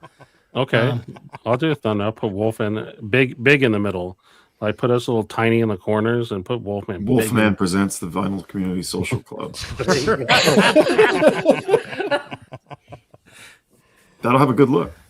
All right, I'm out of here. See you guys. So I want to thank the Come back. Wolfman. See you in. You're going to 15 be minutes. on 15 minutes. Yep. Right. All right. We want to thank the Wolfman. We want to thank Groove Seeker. We want to thank Dark Dom here.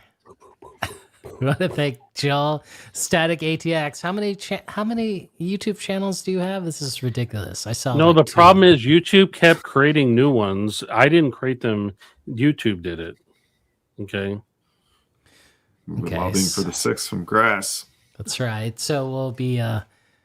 That's right. We'll be doing interviews for the next six member the Vinyl Social Club. I also want to thank everyone in the panel and thank you for joining. And we'll do a Skinny Puppy defense stream or Toad Wet Sprocket defense stream next time. Listen, vote in the chat if you feel like seeing that, and the answer is going to be no. Nobody wants that. No, you're jinxing it. Yes, right now. Yeah, don't do that. Don't do that. We'll see you next time, everybody. Peace. Later.